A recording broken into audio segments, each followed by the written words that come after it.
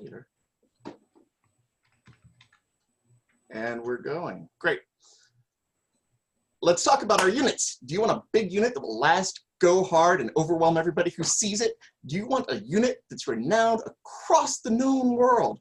Let's find out from some experts in having masterful units. Tonight on Fighting the World, Episode 6, Units. I'm Wistric. And I'm Bruce, and I'm not ready for this level of joke. And I'm very sorry, but it was going to happen. So. You are not sorry. I'm not at all. Not sorry at all. Well, welcome to Fighting the World. Certain baronies and households that consistently turn out high-impact units on the rapier field have some things in common. So we wanted to delve deep today on how do they manage it, and pick the brains of certain leaders and representatives from some of the best on how they build and maintain a lasting company of rapier fighters who specialize in melee. So we want our panelists to introduce themselves and give us their names, that would be nice, their kingdoms, their role within the unit, and the name of the unit would be, I'm gonna say unit like 30 times now, and I'm not gonna be able to handle this. Damn it, Wistric. So I'm gonna start with Mara, since your face is up on my screen. Introduce yourself. What kingdom is your unit from? What was your role within that unit? And what is your unit, please? All right, I am Mara, Eriksdottir, formerly of Midrealm, currently North Shield. My unit is the Wednesday Company, which is primarily out of the Midrealm. We have like floaters elsewhere, but we all fight with Midrealm. And my role when I've not been commanding has usually been line support and command when there's nobody else commanding. All right, fabulous. So the unit is from the Midrealm mostly, with some outside floaters. Let's jump over to the East Kingdom. And Remy, you want to give yourself an introduction for us? Sure. I'm Marechal Remy Delongname of the East Kingdom. My fencing unit is the Carolingian Calivers Company. We're from a Baronia unit from the Barony of Carolingia, so that's the Boston, Massachusetts area. I am the captain and like one of the founders of the group.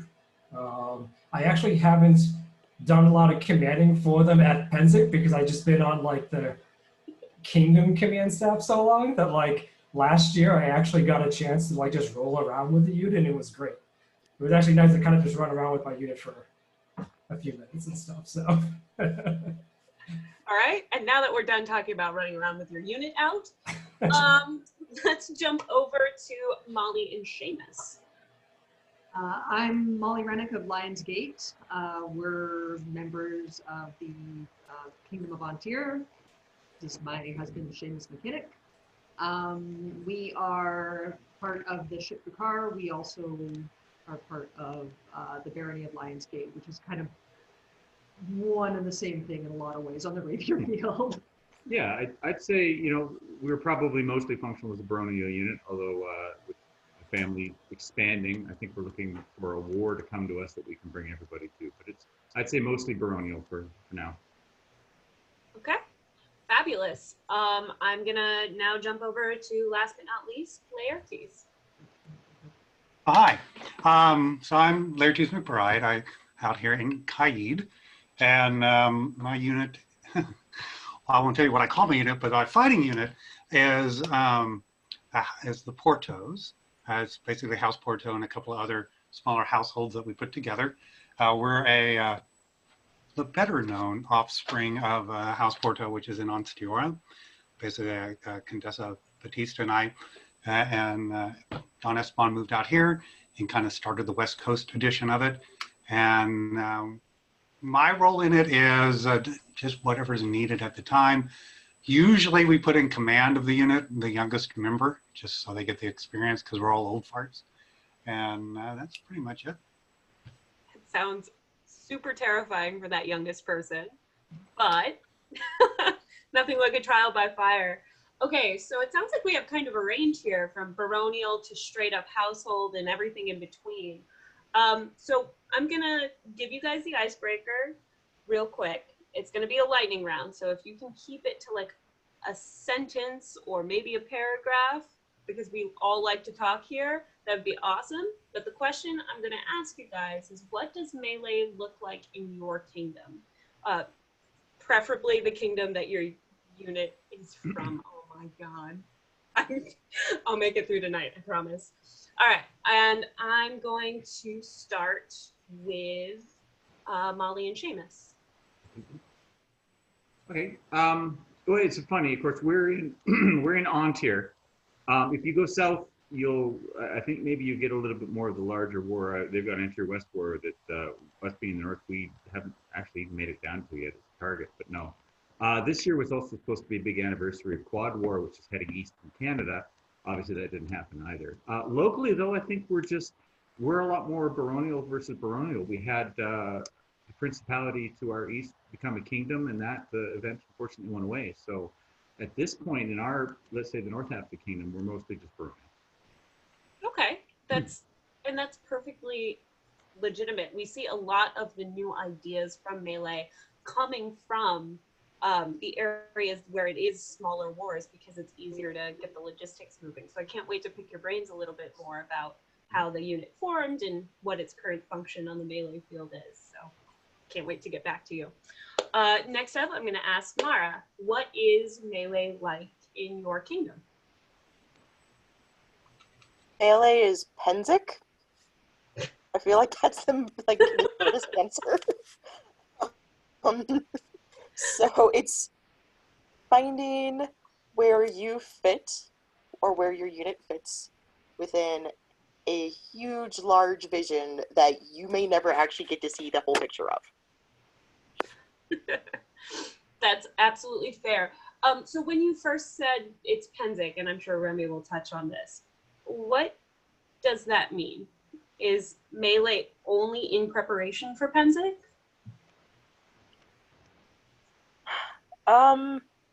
Depends on where you're at. Where my unit is out of in the Midrealm, we actually keep a melee practice going year round. But I can't say the same for everywhere. Most of the drive to practice melee is going out to Penzik, although there is a contingent of us that still go down to Gulf Wars. So most of our melee prep, melee practice, and melee focus is on the two large wars. Perfect. Thank you. And now I'm going to jump to the opposing side of Penzik. For everyone's reference, if you're newer to the SCA or just from a smaller kingdom that doesn't Penzik, Penzik is 250 on each side, give or take.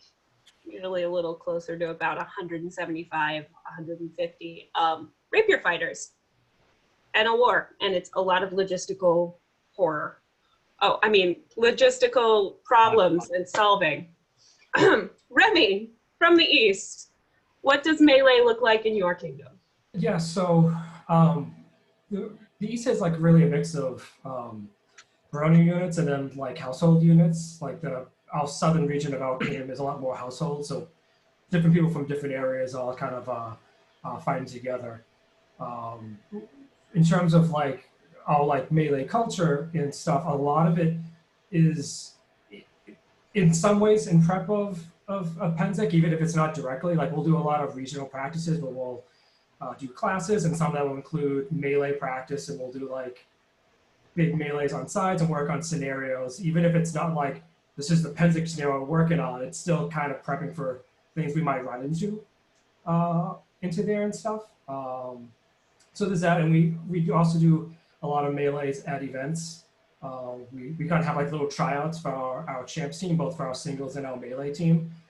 So it gives like fencers from like new fencers to people that have been around for decades a chance to kind of show where they're at each year and stuff, which is kind of good. And it gets everyone working together. So people are not just getting used to just working with just their own units, but people from like 2-3 states away, which is kind of nice. Neat. All right, and I'm going to jump over last but not least to Laetres again. So what does melee look like in your kingdom? So melee in Caid, Most of the units are either based on households or geopolitical units. It really is a pretty good mix. The main events for Melee out here, there's Great Western War. That's usually in October. Not anywhere near the scale of Penzig, of course. And then we have an intra-kingdom event for which happens every May, except for this year, which is down in San Diego. And that's probably the largest intra-kingdom event, where it's just us getting together and the units fighting together. And then we have what's called Angels Melee in January, which normally kicks off the fighting event season for us. And that is basically just a bunch of units and a bunch of odd scenarios. That's where a lot of testing really happens. The May Potrero War is, they do a little experimenting, but it's mainly the more standard stuff. And Estrella War used to be a big event for us to go out to in Aitenveld. And then we realized it was in Aitenveld and stopped going. But that's kind of fallen apart over the years as much on a kingdom involvement. We still kind of go out there, but it is not a main focus as it used to be. Very cool. I can't wait to pick your brain a little more too, because that's kind of a wide variety from Great Western to Potrero to talking a little bit and touching on Estrella. So that's going to be awesome. All right. So now that we've all kind of broken the ice and we've heard a little bit from two large primary kingdoms from Penzig to all the way over on the West Coast, I want to jump in to a little bit of an overview of your unit. And now that we've talked a little bit about Melee in your kingdom and what it looks like, what is the history of your unit? How did it form? And what is it known for on the battlefield? I'm going to jump to Remy first on this one. So you touched on the fact that this is a baronial unit, but you also get to play with people from 2 or 3 states away. So tell me a little bit about how the Carolingian Calivers were formed. Sure. So when I first started, we would be at events. When I first joined the SA, we had events, and we'd have like melees, and it was pretty much, hey, just make a team, and that's who you're gonna fight with. And we were like my barony was basically the last kids being picked in dodgeball. Everyone else to get picked. I look around, and it's everyone from our practice. And we'd get our butts kicked because a lot of us were new, we weren't very good, that kind of stuff. So I just kind of decided, and along with my buddy Duncan, who he doesn't play in the SCA anymore, but he was one of the other fellows to help me create the Calivers. We basically decided if we were going to fight together by default anyways at these events, we might as well create a unit and actually start practicing together. So maybe we can at least give people a bit of a fighting, go down fighting it as it were and stuff. And at the time, there was like 12 of us. I think we just had like 2 AOAs between the 12 of us. It's like 8, 9, 10 years later, we have like 4 or so mods, a whole bunch of ogres, which is our white scarf equivalent. And we have like 25 fencing members, most of which are from Carolingian. We have like 2 people that are outside the barony. But so like, it's been a fun and wild ride from like just where we started and where we're at now. And we kind of just were like, we'll do whatever people tell us to do. Like, you want us to sit on a hay bale and just stare at a flag for the entire war point, we're fine. You want us to go chase Wistric around? Sure, we'll do that too. That sounds like a great old time. Damn it, Remy. So you've just jumped to like a whole section of questions I have written out about compositions and what happens. Sorry. But so just so the other panelists know, I will be asking that question later, but I'm going to delve a little deeper with Remy for a second so you have a little bit of a better idea of what I'm looking for since he skipped ahead on the homework. Sorry. How dare you? I will kill you next Penzig. Yeah. So how old would you say the Carolingian Calivers as a unit are? Like, when was that last kids at dodgeball moment to being a cohesive group? Yeah, about 8 years ago, because I remember we're at Beltane's, not Beltane, sorry, Belfar's Challenge, which is an event in Connecticut. It's usually like 3-on-3 melees, and then like after we did like some bigger group stuff. So that was the point where I looked around and realized everyone that didn't get picked was from my practice. So we maybe we should actually work together. All right. And so how many people were there that first, like that from the beginning? Like how small was the unit and how big has it grown?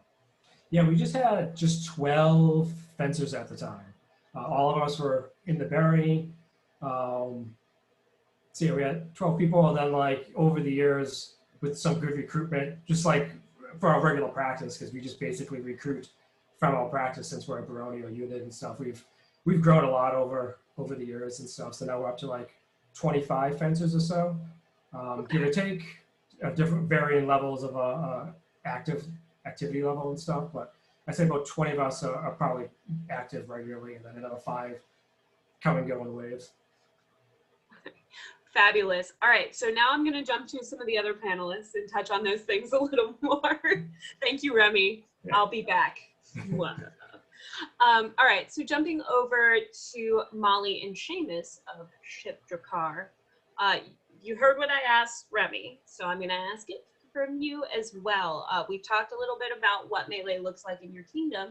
Tell us the history of how your unit formed and what it looked like then and where it's at now.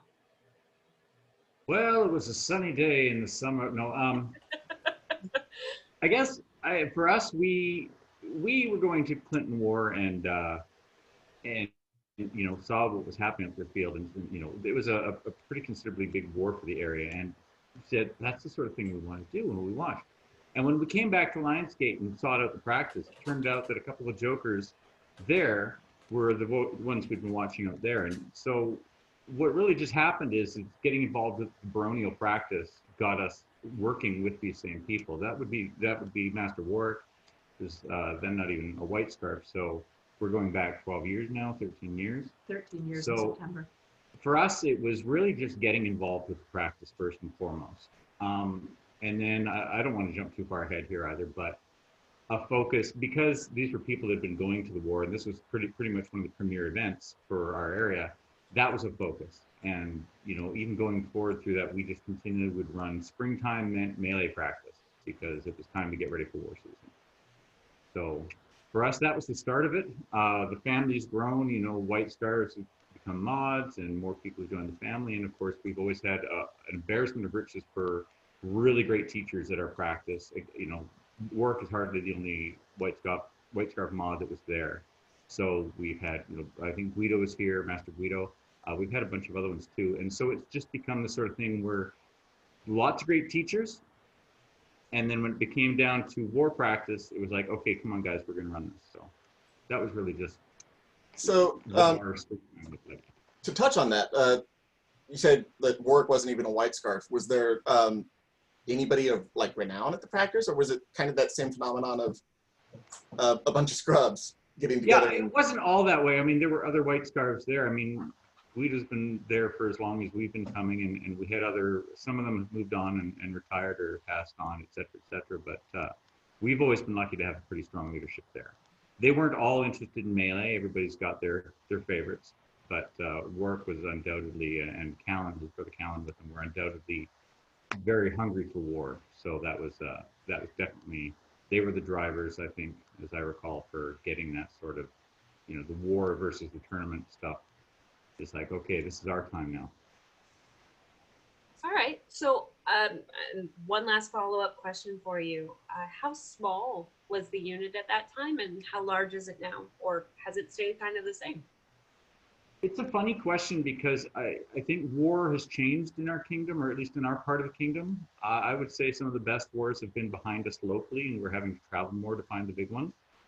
So then, you know, it was the core of our practice may have been the people we saw on the field that were directing things, but as that's changed, it's been more of an attempt to get, you know, everybody on board in our practice. Is really all we could do at the time. Mm-hmm. And that served us well in the baronial wars, going against Seager. You know, there was always back and forth with that. There have been other events that are not really locked to geographic areas. Just like, come on, let's have war. We've got ducal war. We've had tournament of armies, and those are different formats that don't necessarily lock you into your barony. But I think that's probably, in that way, it's almost gone down to a squad-based thing more than some of the big field wars we've had. And I mean, personally, I'm a big fan of squad-based scenarios and combat. I don't, again, I would love to chat with Worf about that on the previous panel, but squad-based for us is fine. It's just sort of the way things are locally now, and we have to travel for bigger wars. And numbers-wise, honestly, it's been a core group of 10 to 15 people the whole time. We've had lulls, we've had dips, but we're about that amount of humans right now. And when we started, we were about that amount of humans on the Malie field. The practice was technically larger at that time, but there was a lot more in and out. Okay, no, and that's a perfect. I totally went there. Of course I went there. Molly doesn't have an inside voice. In and out. Okay. I can appreciate that. I know a few ladies, really strong ladies with no inside voices. We like people who don't have inside voices. Yeah. It does not feel alone. Nope. All right, I'm gonna jump over to Laetres now since I've made him talk last both times in a row. So you're not last this time. So the question I have for you, what's the history of your unit? How old is your unit? And how big is your unit? Well, I do want to say part of the philosophy is it's really not the size of your unit, but how well you can use the unit when you engage. So I think that's a very good philosophy to keep in mind. And I just want to remind you that you invited me to talk tonight. So yes, we started the household. Actually, I came into a household that was just starting in Onsteora with Don Miguel, who's now Duke Miguel, and Esteban over in Onsteora, and with Condessa Batista. We kind of went to the same event. We rode to the same event together. And through the time, we started building up the household. And of course, then we split off and moved out here to California. And during that time, out here in Caid, it was kind of the third phase of Rapier Combat out here. They had 2 programs in the past that kind of fell apart. And it was through the hard work of a lot of people out here, they were getting it back off the ground and getting engaged. And we brought a lot of experience that I hadn't necessarily seen during that time. The members of my household are sending me other quotes to say on the air, by the way, if I get distracted. They're helping. No, that's not even helping. That's helping. And so we started with the core members of who moved out here, and then we reached out and developed a relationship with a couple of other households.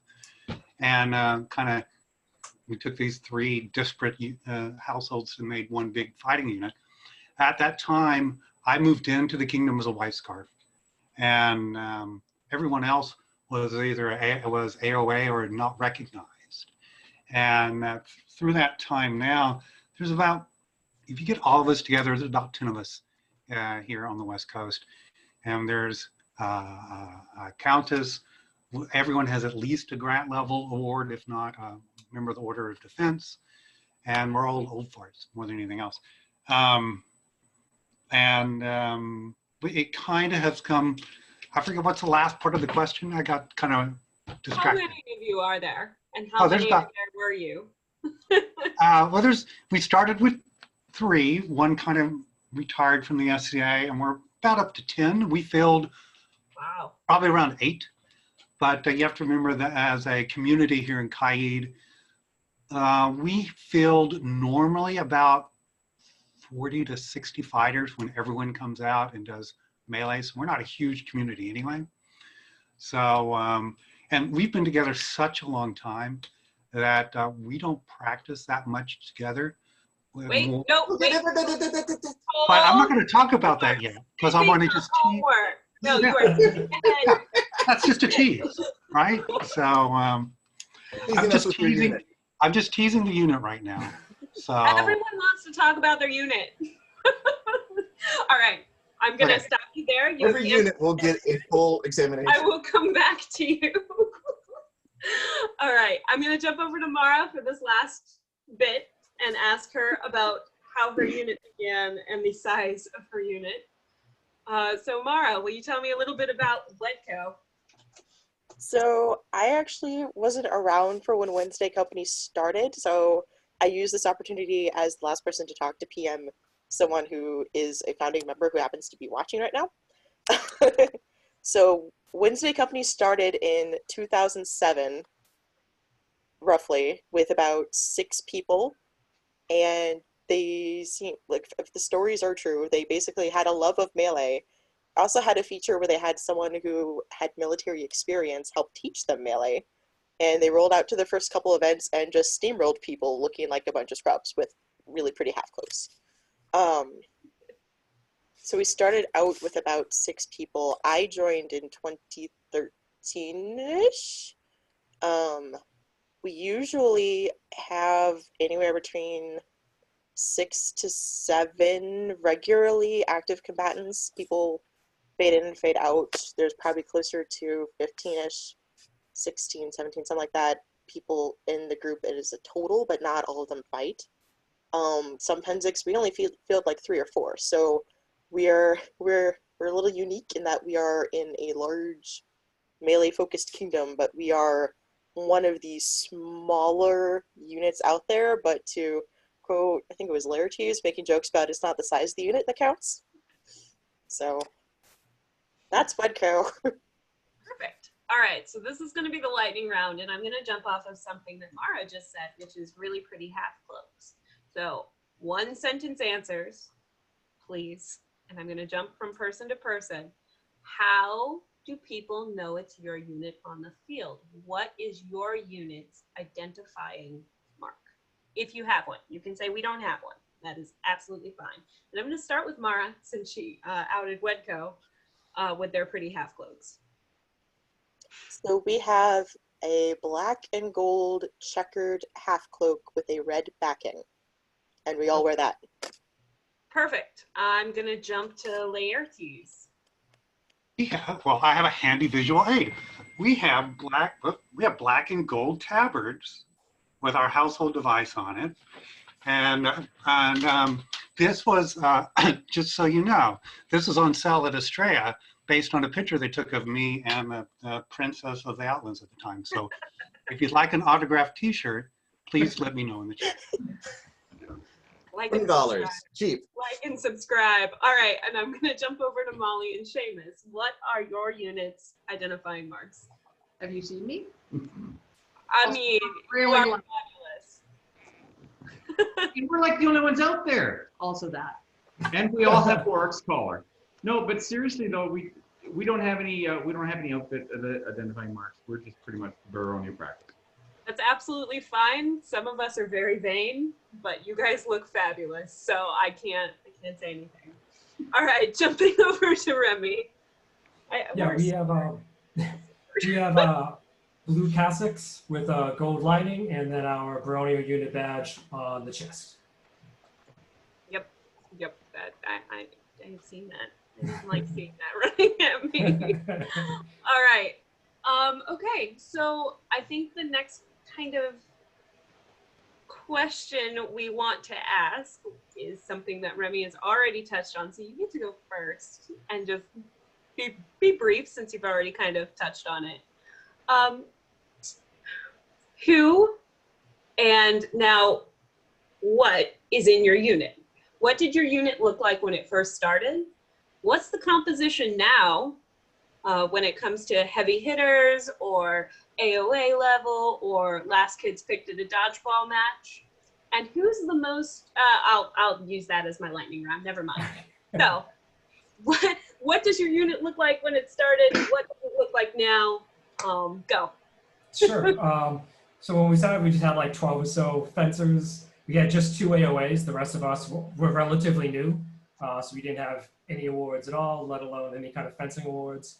And now, like I said, there's like around 20-25 of us. We have about 4 mods, a handful of grant levels, and then we have a bunch of other people that have their AOAs or silver level awards, which for us is like just below our grant level. So we've kind of come a long way from a bunch of nobodies. So no longer noobs. No longer the noobs. All right, I'm gonna jump over to Laertes next. What did your unit look like when it started, and what does it look like now? I'm gonna let everyone fill in the blank for a second, and then I'll give the real answer. Like I said, when we first started, I'll just focus here in Caid. Oh, if you look at Batista's and Ariok's pictures, those are our tabards, by the way. And that's Carrick. It really was a couple of, well, 3 imports that moved in. We reached out with people with similar mindsets and interests and personalities that for some reason enjoy being with us, and kind of built from then. We don't actively recruit per se, but we do kind of, with people that gravitate toward us and we work well with as friends. It's more important really to be friends than like a kick-ass fighter, to be honest. We look for people that can deal with the variety of personalities we have. Again, I'm just giving a preview of another question that Bruce is going to ask in a little bit. I know. We shouldn't slip you the questions. Like, you're one of the people we should not have prepared. You and Remy both are on the I don't remember the questions, though. I looked at it like real briefly. That's the problem. We planned them. We'll have you both back for the one where we're like, we're not even telling you what the episode is about. We're just going to get really drunk and talk. Like, that's what's going to happen. Oh, that's between 2 peers. That's a different show.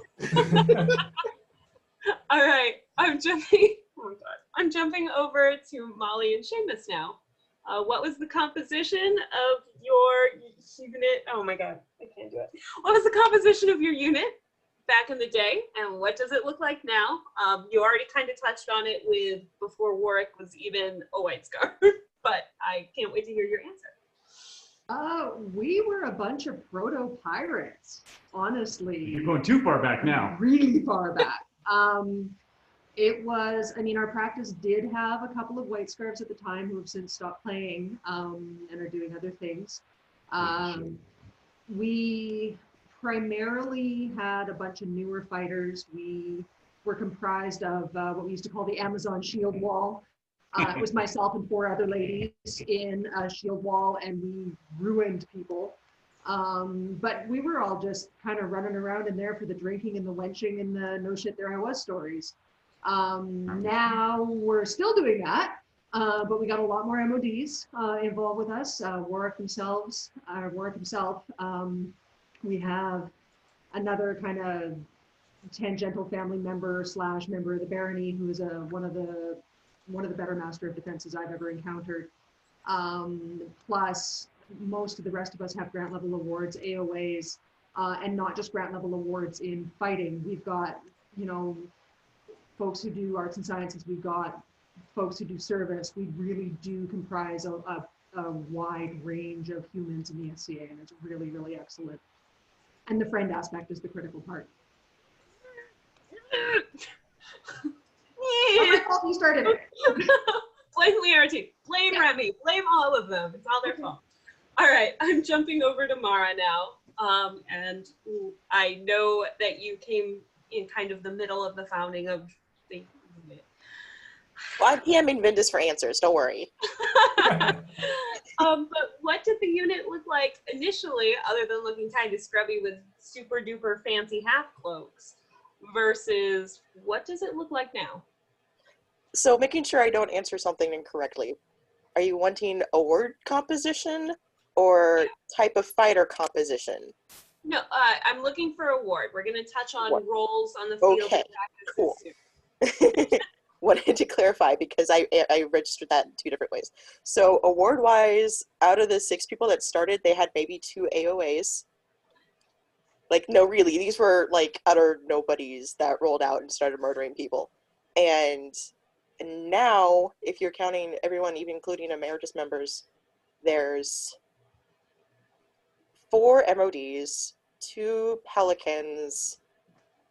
I don't really know how many warders. There's more warders than non-warders at this point. Warders is the GOA award for rapier in the Midrealm, because Midrealm. And yeah, that's basically where we're at.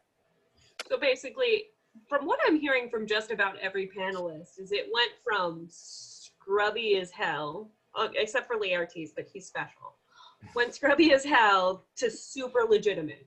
So I think we have a theme here, Wistric. You mean like so many of the high-profile, successful units out there started as the kids who got picked last at dodgeball and wanted to kick ass, and in so doing have gained renown, fame, skill, and become the dominant voices in their rapier communities? It's almost like Melee is awesome. Okay, so the lightning round question for everyone. And I am going to try to deliver this with a straight face, but I didn't even realize I had written a horrible pun. Until I pointed it out. Pointed it out. So, lightning round, one sentence answer. Who is your most infamous or famous? Doesn't have to, doesn't, there's no line there. Who is your most famous member, whether it's for good or bad, and why? And I'm gonna start with Remy. I don't fucking know. I don't know like, what our. I can't name myself. That would not be I have no clue. No idea. No idea. I didn't even say other than yourself. You could be like, I am the most infamous member. Have you seen my fancy hat? Like, I'm gonna say. So he's more. So he doesn't fight with us a ton, but I'm gonna go with this one anyways. It's a little bit of a cop out. Oh, there's a suggestion in the chat. I'm not gonna pick loopholes. Fuck that guy. No, I'm just kidding. I love loopholes. I'm gonna go with Duke Brennan because he's a Duke, and he was at Pentic twice, so people are gonna probably recognize him before they're gonna recognize anyone else in the unit. And he's like our only non-local member. I was about to say he lives in Jersey. Yeah, we're not from Jersey with that accent. Yeah, so he when he was on the sorry, that was a little bit long. When he was on the throne, he like made us his like royal fencing unit for like his 2 times on the throne. So we kind of adopted him because of that. You know what? That's a perfectly adequate answer. I'm going to jump over to Laetres. Who is your most famous or infamous member, and why? Well, I'm going to say it's me, obviously, because I'm the only one that's on a T-shirt. It's tough because of just who we are. I mean, I was Society Rapier Marshal for 4 years, so more people probably know me from that. But Batista has a good reputation for. Well, she has a reputation that everyone knows. And then we have a Duke and Duchess that just moved to Outland. So it's really tough to zero in on one, I would say. I think we have all contributed in different ways to the reputation that our unit has. And that's an answer in itself. The inability to identify one person, it says something about your unit. I mean, we've heard that from Remy now, we've heard that from you now. And that doesn't mean you shouldn't name your infamous person, because I want those good stories to Moira and Malie and Seamus. But I just wanted to point out that we're seeing kind of a pattern. All right, I'm gonna jump over to Moira. Moira, who's the most infamous or famous member in your unit and why? It's really hard. Because like the same thing, like I guess Laetres ran into, a lot of us have done really awesome stuff and have found like known world renown, but I think I'm gonna go with Master Peter Grau von Bremen because he's the first of us to be a double peer. He was one of the premiers of the MOD for Midrealm, and he was the idiot that decided being a Pentic general and being a King's champion was a good idea. Wouldn't know anything about making stupid decisions like that. Oh, that poor man. That poor man. That explains the mustache. He had to like grow it with his terror and horror. It's an image. How about image? All right, I'm it's gonna a jump. brand. There we go. Ooh, wow. We shouldn't tell him. He's got people helping him with his image here, especially on a chat about units and members. Now to jump over to Malie and Seamus. Who is your most infamous or famous member and why? Yeah, sorry, we just lost you there for a second. All right. Well, it's a family unit, and you probably know we're just gonna have to say Warwick. He's our mod. He's the guy who travels. He's the guy who puts on every piece of kit and goes off the archery field and war field and the rapier field and everything. So I think he's got a giant bag of hats. He's the man. He's the guy who's been on 2 episodes already, which is why we didn't put him on this one. Why we wanted to hear from like anybody else. But really, he travels more than any of us. So one day we'll go with him. You guys did dress fancier though. Yeah, we're Warwicks. No, maybe didn't get the memo. I don't know. We made him put on a tank top. Yeah. for the episode. He's just lucky he had pants on. He's got no problem with the tank top. All right. Also, yes, chat, I also thought a giant bag of hats was going in a totally different direction. I think I'm 12. There's a possibility. All right. So the next kind of thing we want to touch on, since this has been actually very insightful, talking about how a lot of units form from a bunch of people who want to get better and have actually gotten better over the years. So we want to talk a little bit about the role of the unit on the field and how they succeed in doing their jobs. What do you guys do outside of events? How frequently do you train? But I think I want to go through all of the panelists first and ask a little bit more about what their unit is known for on the melee field, whether it's composition of fighters or the ability to take any flags or kill pockets. What do you guys do well? What does your overall commander, if you have one, if you're a large war kingdom like the East or the Mid, what can they trust you with? And even if you're not, what job does your unit want to do when it is on the melee field? What do you guys excel at? I'm gonna start with Laetres on this one. What do we excel at? Well, basically the thrust of the conversation. What does our unit excel at? So we are kind of a pretty well balanced unit and one of the more experienced ones out there. We kind of plug into any gaps that are needed. We're more fire and forget. Yeah, you can tell the puns I'm trying to work into every single one of these. But don't get me started about the backfield. But basically, we take a certain position on the line every time, and it's kind of, we incorporate the greater philosophy of the full army, where we have kind of our strengths, whether it's commanding a rogue, whether with a hammer or the anvil, and maneuvers and such, and we work together in that aspect. So we work towards the greater goal, and it really depends on the scenario. If it's a resurrection time over an hour, we more often than not split up and help support some of the other units that need assistance. And then when we're working toward a common goal, we'll reform at specific times during the engagement. Okay, Countess Batista said in the chat that you screw up scenarios. Okay, so that's a separate thing. That's me. I personally, I break scenarios because I've written so many. I take the joy in finding the logic problems with them and taking advantage of it. But yeah, they usually, when we have more scripted scenarios, they give them to me so I can show them how we can break them. But yeah, I mean, we are kind of like general support, fire and forget kind of unit. And we more often than not, unless there is a specific need for us to fight as one big unit, we will split up in little subunits and help support and achieve the greater good.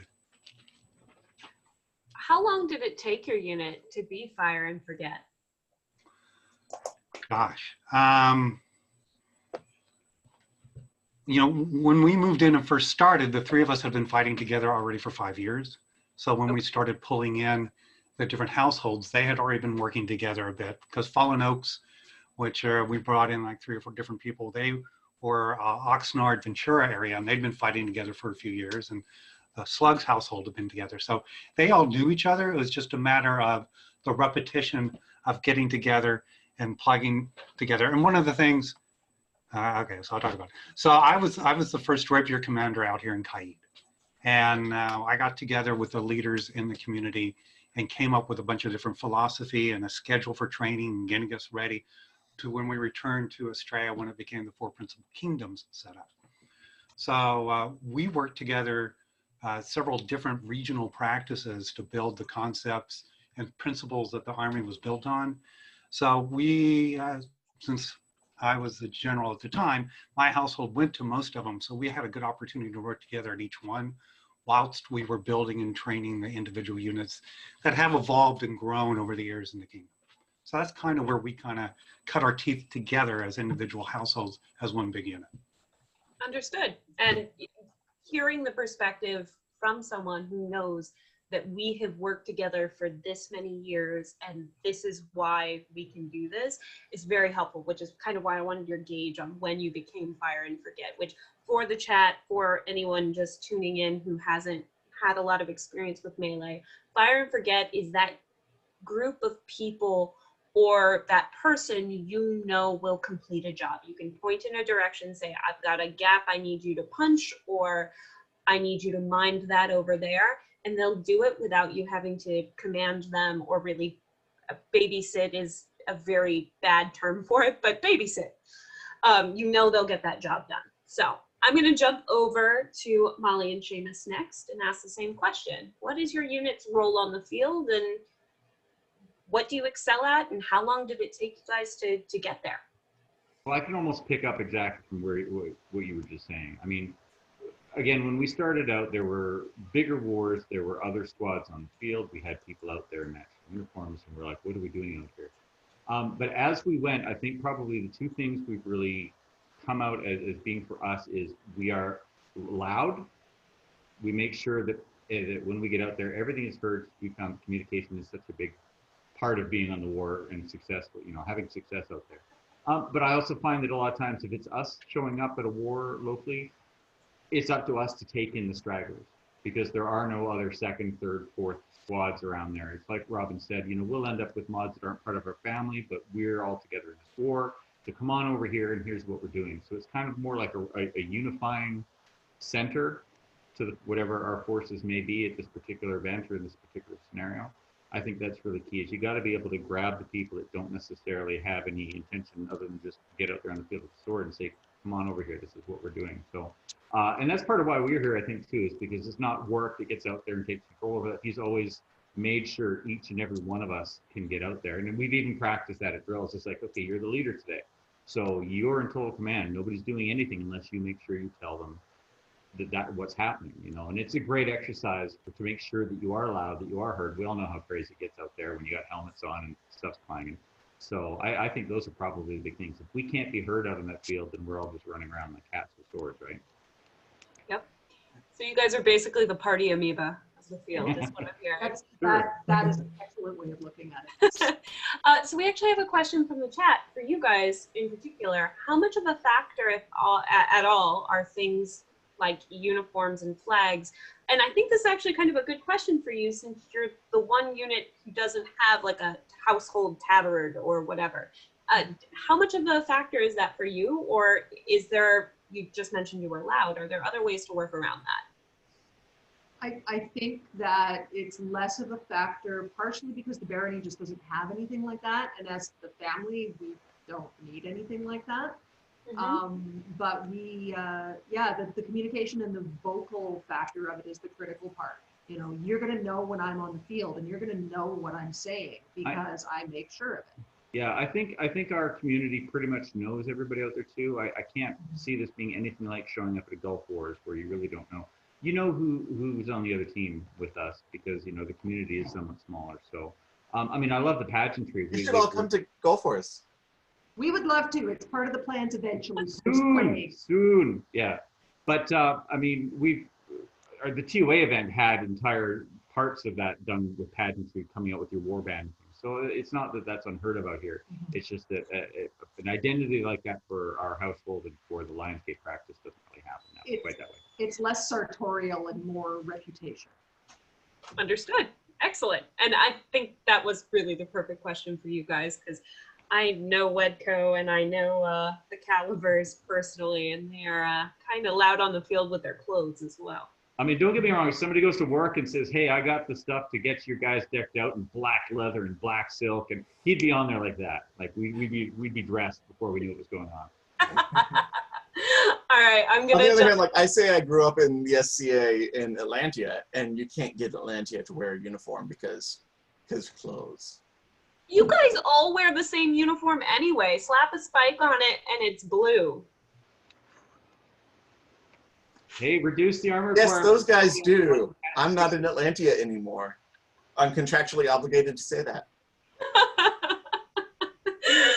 All right, I apologize, Malie. His hand keeps going up. Honestly, just a little thing on that. We found, since we all wear tabards, all the same, that people can't tell us apart. So even when our newer members go out to engage the line, the opponents that know us don't know who it necessarily is for sure. So they treat us all as, oh crap, it's one of them, as opposed to the individual that may be standing in front of them. And we see it a lot, that we'll stop and advance just one of us, even if it is one of the newer fighters. So it's active camouflage. So.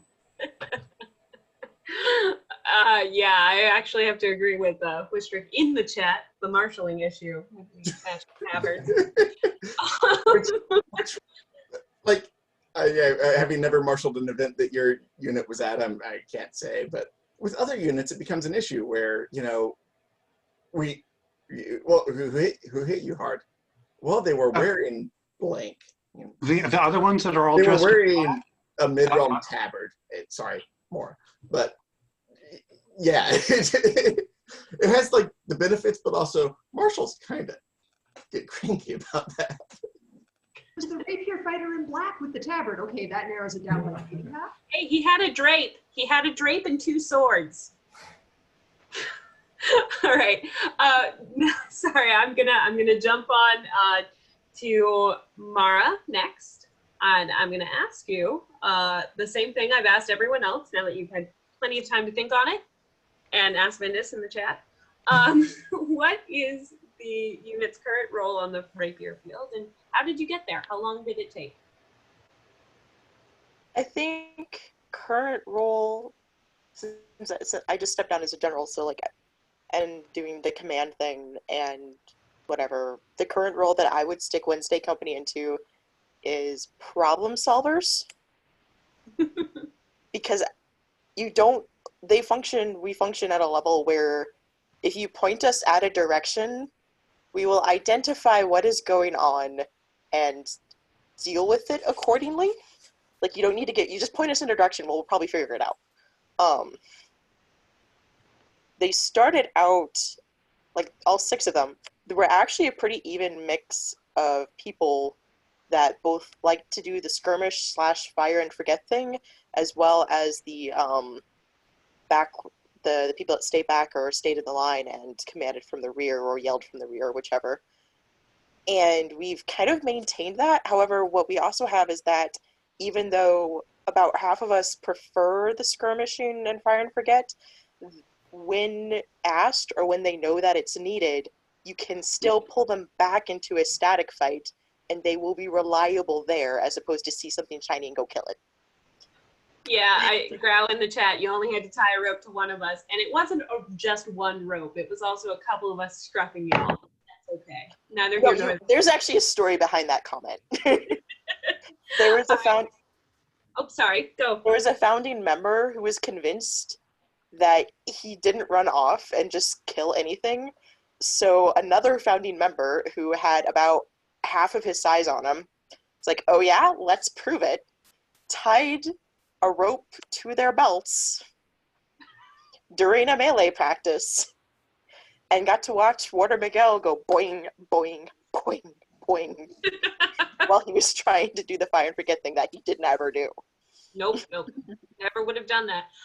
How long did it take the unit to become the problem solvers, the fire and forget? I didn't ask Vindus that, so I'm going to BS this and probably get told otherwise. Back to, okay, so Vindus said 6 months, which is about what I was going to guess. Wow. So they started well, one of the founding members, they all had a really good like senses of like evaluating the field going in, and one of them did have the actual military experience and training, and they utilized that a lot at the beginning.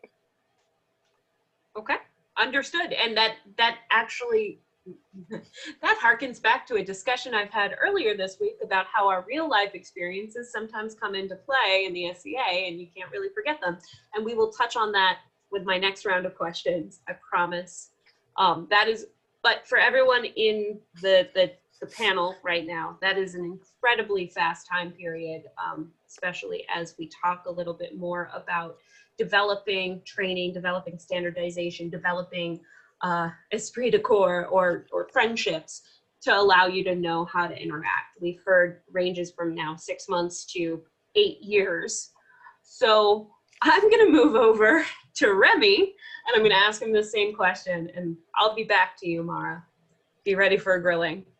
Oh boy. So Remy, what is your unit's role on the field? You kind of touched on it earlier, saying you do a little bit of everything. And how long did it take you guys to get there?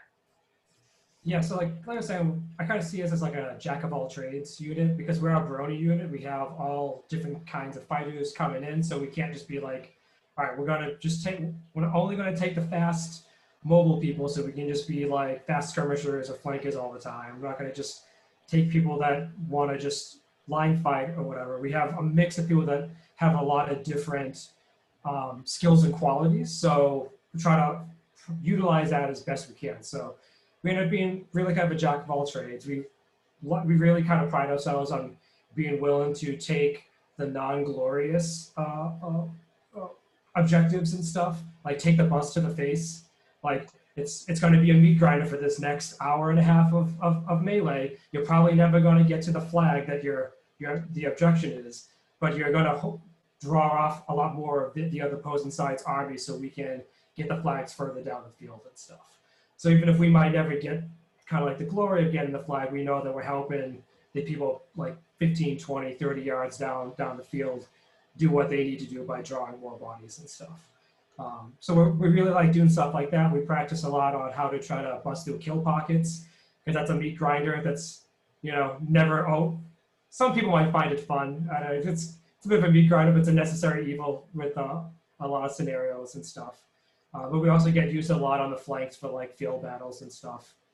Especially if we get teamed up with like the Handsome Boys. It's a household out here in the East and stuff. They're a group of a bunch of loppers, so now we have a lot more mobile kind of fighters and stuff, which works really well. So. Okay, yeah, no, and that's actually fascinating, because we've heard a lot of, as we've gotten more developed as a unit, we become more adept at doing more and more things. So it's really awesome to hear jack of all trades, and we run this through training. So I guess I'm gonna just ask my next question to you, since you already touched on it, and it kind of goes with that paragraph you just gave me. How frequently does your unit train outside of events? And how much standardization do you have with the rest of the kingdom and the melee culture in your kingdom as a whole? And how much is just unique to your barony? Yeah, so we practice pretty regularly. Like when we first started, we practiced like every other week, like twice a month kind of thing, just to kind of try to get us up to a competent level to just hang with the rest of the kingdom and stuff. We don't practice as regularly now until like it gets to like the springtime, then we'll kind of gear up for Penzic and stuff. Well, like, so yeah, that's what we do in terms of our own unit practice. But like there's usually, we can actually meet up with people, like regional practices every few months that we'll get to work with or against other units in the kingdom and stuff. And then like I said, like at events during the spring and the summertime, as we kind of gear up for Penzic and stuff, there's tons of melee at different events and stuff that we can really kind of practice against and with other people. There's not a ton of standardization between the holies. That's something that Keelan, who is going to be our general for Penzic this year, as you know, because you've been part of like some of those Tuesday night chats and stuff, try to kind of like standardize our languages and stuff. So like people from New Jersey and people from Maine and Boston are all using the same terms to mean the same thing, and not kind of get confused based on like local culture or dialects and all that kind of stuff. Because that's been a problem before at Penzic and stuff, especially when you use metaphors. Metaphors you think might be really useful, and sometimes they take in the complete opposite of how you meant that. So. Wait. Things aren't standardized in the People's Republic of the East? No. What? No. It's gotten better. That's the scary part. It's gotten so much better than when I first joined the SCA. All right. Well, thank you for that answer. I'm going to jump over to Seamus and Malie, and I'm going to ask them the same question. What does your unit do outside of big war events and melee events, and how frequently do you train, and how much standardization is there, and or how weird is your unit? Everything we do is outside the big wars. We're lacking. Someone bring a war. I'm sorry, I'm from the mid-round. I only know Penzic. Yeah. Big relative to the Pacific Northwest. Sorry? Big relative to the Pacific Northwest. Well, that's just it.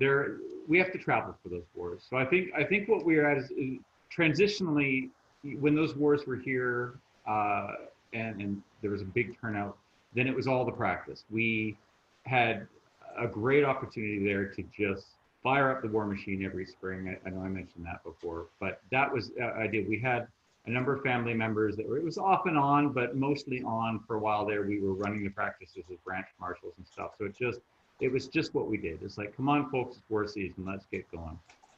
Now I think it's I guess it's transitioning more to with our mod and scholar provost family expanding. We have people all over the area now, all over the principality, and I think this would have been a good year. Unfortunately, of course, it didn't happen. This would have been a good year for us to grab these family members that aren't from our barony and take them on the road out to Quad War, out to somewhere. And, you know, we can look at that going forward, but I think this will be a pretty formative time for us to start going to some of the large events that have more than just local squad base, you know, 10, 15, 20 rapier fighters. It'd be nice to hit some bigger than that. So I think that'll change things for us. But, you know, at the same time, everything we've done to this point has been teaching people.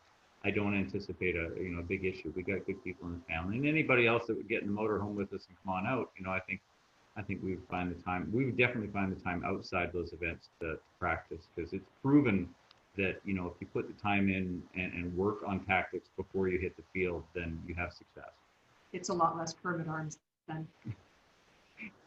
So we actually have a question in the chat, since you guys, since you guys actually have spear and pike out there. Do you guys drill or do marching formation? You know what's funny about that? There's a lot of pressure east of us in Avical to use the spear and stuff.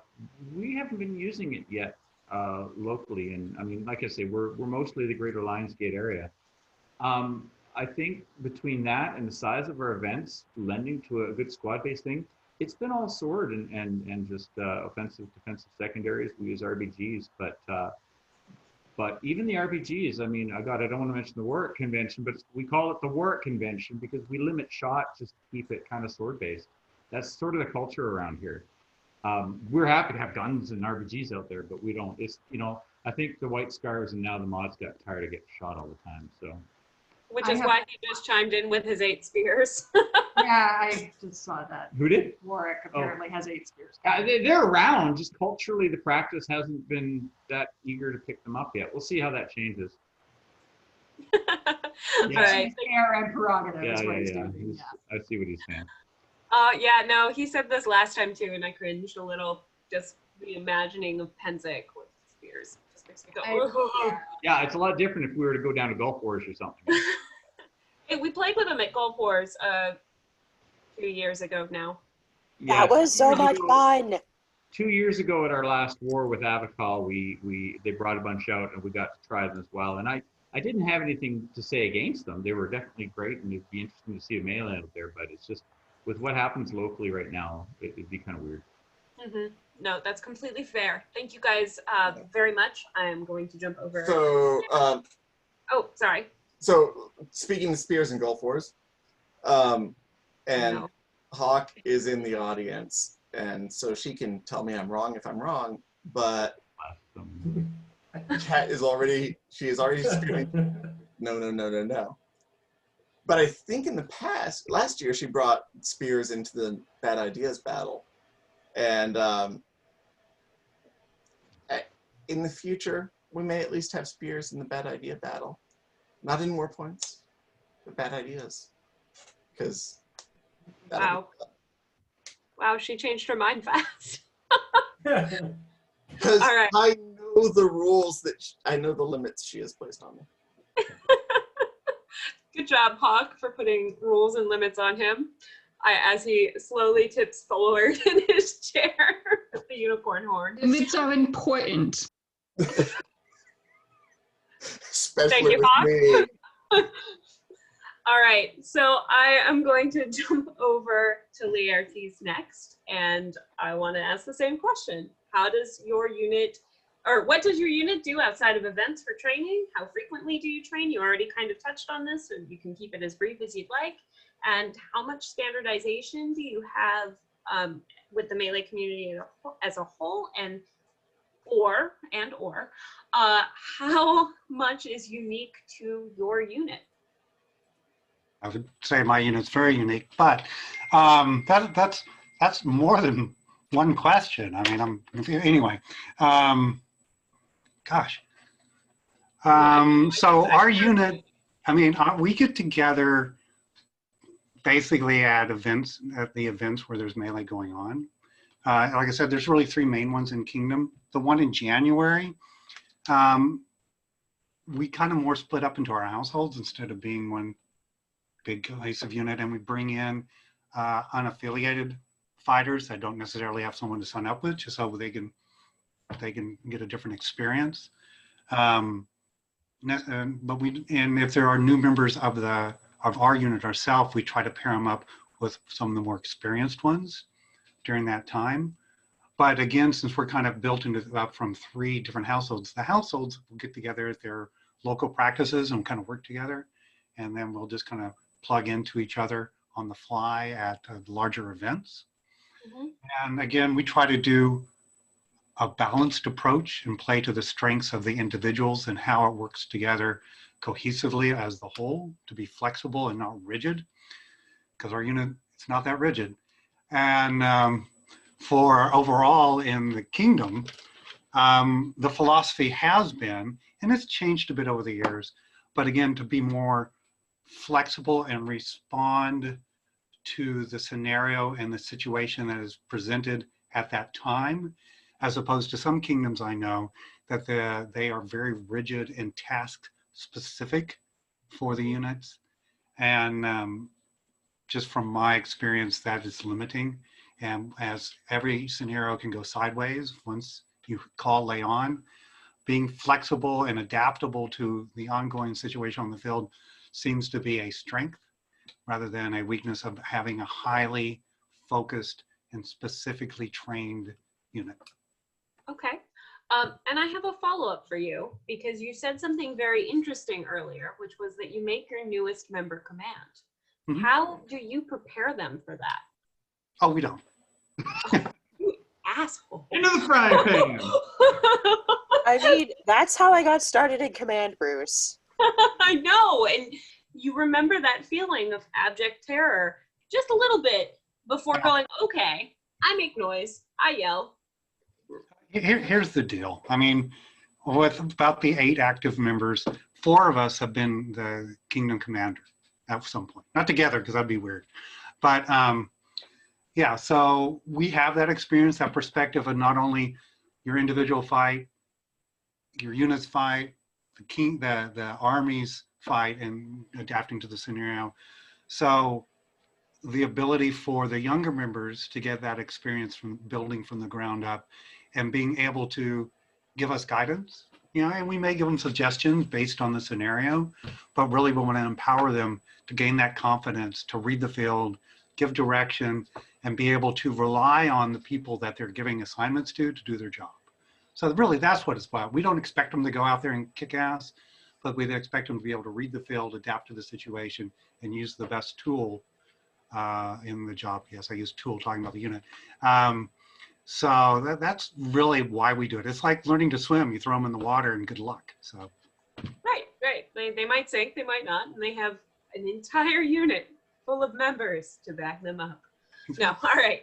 I'm gonna jump to Mara next, but I'm gonna actually come back to you, Laertes, for the next lightning round. Just based on something you said. All right, Mara, same question for you, and I know this might be a little bit weird with the mid-realm being as it is, but how frequently does Wedco train outside of melee events? And how much standardization do you have between what commands and what tactics Wedco is using versus what the kingdom is using, and how much is unique to Wedco? So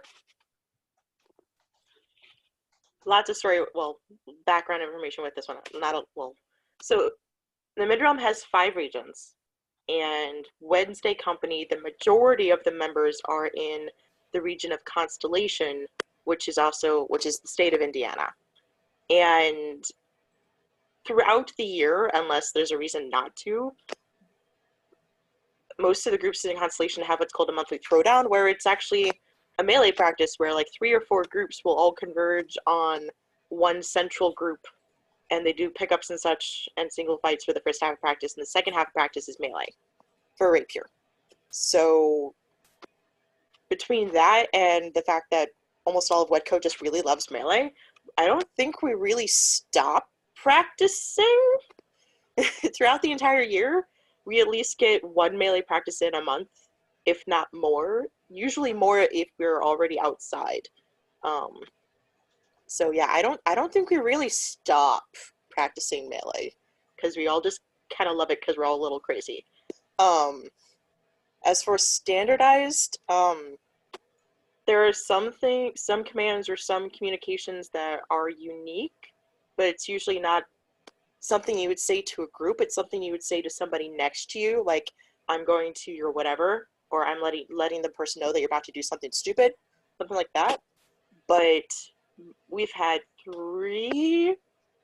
at least three rapier generals and a ton of command staff in Wednesday Company.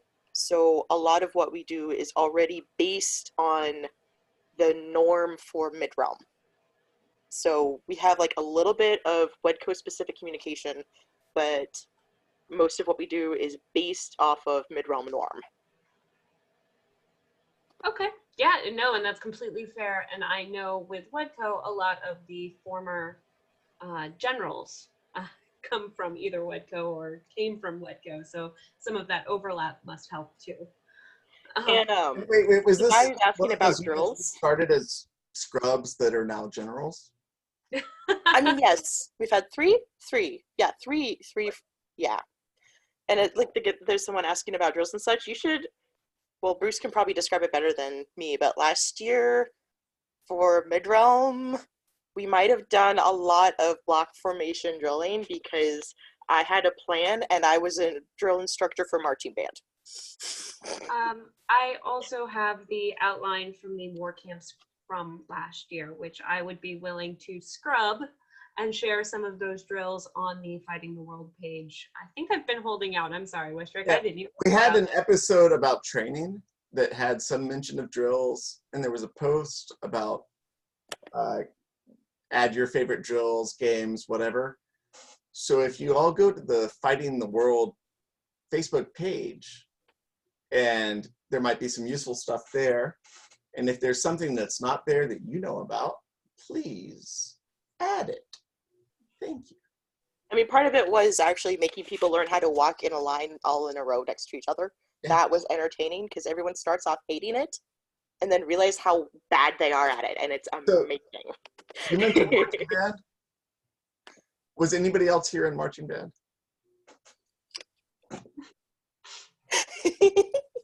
That's 4 out of 7 of us. I think it talks about a very particular mindset and some ideas of masochism and spacing. But Wistric, I think we should talk about the possibility of another episode at some point about actual tactics. It'll be dry as hell and certain things that you can bring over from your mundane life into your fencing. That might also be applicable for tournament fighting, but I don't really care. It's not melee. All right, so I'll make a note. Lightning round. I want my panelists to answer in one word, and I believe in you. I know you can do it. One word. Okay. The question I'm going to ask is a scalable question, so do your best. How important to the unit that you command and in their roles on the melee field and in their ability to grow has the camaraderie, friendship, and ability to get to know one another? How important has that been to the success of your unit? I am going to start with Remy, since I don't trust him to use one word. Medium high. Medium high? Is that hyphenated? All right. Next up, I'm going to ask Laetres. Instrumental. Instrumental, perfect. Next, I'm going to ask Mara. Yes, you can use a sentence. I'll only mock you for forever. It's literally part of our company motto. No, that's why that's where this question came from. So. I don't spill my sources. All right, and then last but not least, Malie and Seamus, and you get 2 words because I guess you each get a word. Super. Massive. Super massive. All right. So the next, I'm gonna do this lightning round in 2 parts, and I guess I should have prefaced with that. But the next, I'm gonna ask for brief answers on what do you guys do outside of practices, not necessarily outside of the SCA, but outside of practices and events to help you build the esprit de corps. Wistric uses this phrase all the time, and I like it, but I don't know, it's too fancy. Too fancy for this. All right, and I'm gonna start again with Remy, because I asked for brief. Okay. And he can set the tone for everyone else. Okay. We'll make things. We'll get together, we'll make our uniforms, our unit standard we made together, which is why it's really patchwork in terms of blocks. We made rubber band guns together and the ammo and stuff. So we like to get together and make things that kind of like help make the unit look a bit fancier. How does that help you guys get to know each other? Is it just the time? Do you do fun things on top of that? Is that fun to your unit? Yeah, I mean, it's quality time hanging out with each other outside of just like running drills and fighting each other. So you get to just talk. We'll put on some I'll put on some bad swashbuckling movies that we'll like laugh and joke about and stuff. So really just like you get to know everyone outside of fencing a little bit more. And just like it's good quality time. So like it's fun and you become more friends versus like this is my teammate and also one of my pals and stuff. So yeah. How many of the Musketeer movies have you guys watched as a group? Oh man. So maybe only a couple of them. I put on Jack of All Trades the first time. Which is not a Musketeer movie, but it's really good if anyone knows that show. Are we gonna have to do an episode on movies? Maybe. We were already planning an episode on movies. It's already in the folder. May the 4th. Don't you even. Oh, okay.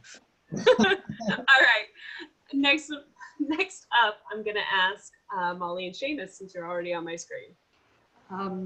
We do, so I like to cook for people, like a lot. So yeah. I always do a family breakfast on Sundays of an event. We'll have everybody who's there come over to our encampment. I'll cook them pancakes and sausages or whatever gluten-free or vegetarian options that are required. And it's just a good chance to hang out and have coffee and no shit there I was, but you're not actually drinking, so the stories make sense. That's an event though. That's an event. We're overdue for sure, but of course there's so many things to make. Like all the times we spent making rubber band shot. I saw somebody talking about the large shield to rapier combat. Yeah, we've all got a template for a family large rapier shields, which are like, the maximum silhouette size. So making those together, it's been too long, but those are all sorts of things we I think pretty good to do. on top of just outside of events, barbecues and dinners and hanging out and birthday parties and just crazy crap. It's been a lot of fun. Well, that's just something you can do when your friends outside the SCA as well as inside too. Well, and considering Do that you it was invite people to those meals before they're friends? Like if they kind of. So if you come by my encampment with a cup and you need coffee, You I get have coffee. coffee. Just saying. you're my new Or best tea. friend. Yeah, those northwest wars. They'll slip you a sausage whether you're ready for it or not. I Legitimate. mean, this is an episode about members. I would have been And units. and units. So you actually touch on one of those things that the society, Bruce gave me permission. The society is a social club, not a club where we dress up funny or not a club where we fight, but we're a social club. And I think the strength of the society is in, do you go out to eat after meetings? Do you go out to eat after practices? Do you, like, community, everywhere I've seen it built strongly, is in what you're talking about. Do you eat together? It's not do you practice together, it's do you eat together? We used to do both. It used to always be chicken wings after practice. And I think it goes to show that most of my SCA family, honestly, is as important, if not more important, than my actual blood family. And so much of that relationship, so much of those ties are what make us good on the melee field. It's what makes a household. It's what makes a unit. In the end, you can put, sorry, so my side is I was in charge of Rapier Melee Champs last year for the mid-realm, and I burned a lot of bridges because I refused to put our hottest sticks on the field. I picked people I knew would work together. And if I had 3 people I knew would work together, I had to find the glue in the middle to go with the other 3 people to work together. And I stand by that, which is part of maybe why I included these questions here. So thank you guys so much for that insight. And it makes me very happy to hear how super massive and important that was to your guys' family. And then next up, I'm going to ask Laetres. How do you guys build that esprit de corps? Oh, as a kingdom, we all like to get together and look at each other's units at many events as we can. And we'll point and sometimes laugh at the different units that are there. But individually, what we have is, it really is, we spend a lot of time together on site. We'll be either adjacent or under the same pavilions. We'll go out to dinner afterwards. We'll go see movies together. But Batista has in Ariok, they host a Christmas party, which all of the fighting units they're all invited over to come and bring their families and have a little celebration. Same thing on Halloween. So we socialize as much as possible, given the fact that we're not adjacent to each other. So, we haven't seen as much of each other in these past 6 months as we normally would. But yeah, it's very fundamental to that whole being friends, knowing we can count on each other, not only just on the melee field, but just in general, to help build the sense of belonging that you need to have a good, effective melee unit. Fantastic. All right, last but not least, Mara. How does Wedco build their esprit de corps outside of practice? So, probably going to be playing the broken record at this point, but we do a lot of stuff together that's not fighting. So we call it social practice, but after practice we go to dinner. Interpret social practice as you will; it'll probably be correct. We do projects together, we camp together, we road trip together, and we basically create like a family with each other and with other people that we think might be a good addition to the family. I think a lot of what we do is like once we feel like they are like already like a part of what we're doing, we're like, hey, do you actually want to wear this checky stuff? So like, because like as she posted earlier, like our motto has honor, camaraderie, and the sword. The camaraderie is really, really important to us, like right from the get-go. Yeah, I wouldn't know anything about that process. Nope. Nope. Completely unbiased. No, nothing. All right. So, as a quick palate cleanser, not final, but I have one more section after this, but we've talked about the honor and the camaraderie and the being friends and happiness, but does your unit have a nemesis? Who is it? And I want to keep this lighthearted. No, I will be ripping their hearts out at the end of the day. Lighthearted, fun. At least and panelists are cackling, so this is. I wanted to ask this question for a reason.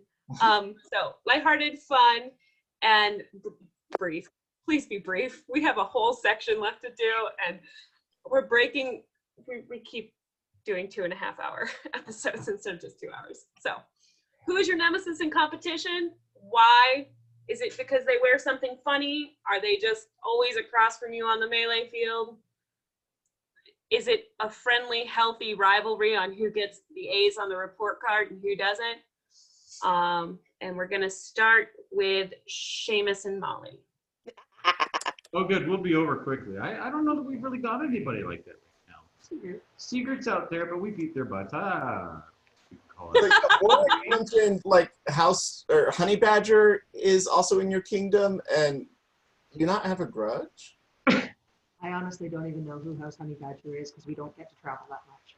Oh. Yeah. Finances being what they are, unfortunately. I've heard the name, but I haven't encountered them on the field. Legit. But But that goes both ways. They don't come up here either, right? So it's a big kingdom. Yeah. Sometimes too big, but. Yeah, like Warwick just said in the chat, it is a 30-hour drive from top to bottom for us here. So yeah, locally we do have one big rapier melee war every year. Well, big being the operative term, and it's our barony versus the other local barony in Seagirt, and it's generally pretty fun. It's a friendly rivalry more than anything else. Well, that makes me happy to hear. I'm going to jump to Laetres next. I just want to answer for everyone and say the Black Tigers. Is that okay? I mean, you don't have to ask anyone else. We should have invited them to this panel. No. Is that wrong? I'm sorry. That is an A+ answer. I will move on from there. It was perfect in every way. Next. I'm saying it must be 9:30 because her signal just dropped. But she's on Eastern time, so like it's 10:30 here. No.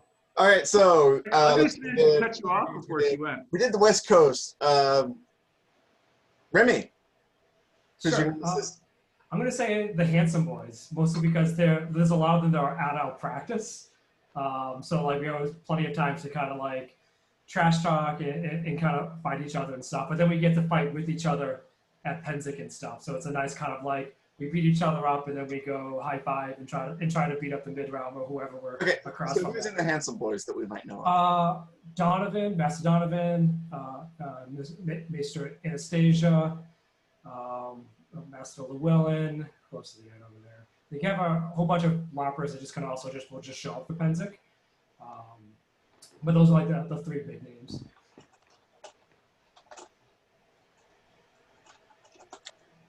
And Mara, last but not least. You did say it right. I'm so proud. Yeah, I keep reading your MO. How was that? Scottish Gaelic. Scottish Gaelic. Anglo-Saxon. Right, so, what? Anglo-Saxon. Yeah, I no. got the one language. Okay, so within the kingdom, we have friendly competition with the Thieves of Hearts, who are they're another very large rapier centric household, mostly out of the Chicago area, but they've got the diaspora similar to what we have. However, we do tend to work together with them a lot to face off against at Penzic the Calivers and Hanson boys. So, and then at the Rare Purple Wars, we're all like, yay, we get to fight together now. So it all works out at the end.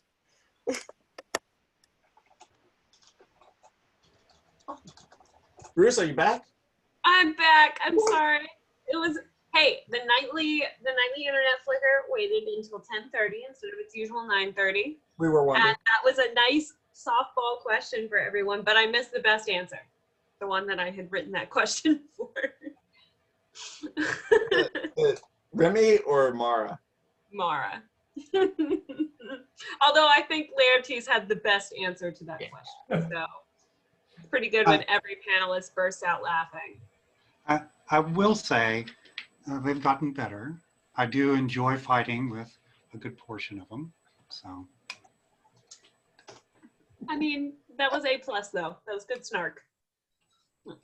Can I just back? I missed out something here, and I've been called out for it in private chat. Is that Master Guido was kind of sad that we didn't pick him as a nemesis, and I just want to clarify that everybody he picks up in his side of the family and trains that consistently comes out there and makes my life horrible in tournament combat, man, that just grinds my gears. But we just don't beat on the warfield enough, not against each other anyway. So I was thinking about you, Guido. Oh no. All right. So for our last section of this evening, since I broke our little outline into like 3 or 4 sections, we want to talk a little bit about what does it take to build and maintain a unit. We've touched on what makes your units so fabulous in the esprit de corps, the training, the time, the types of events you go to.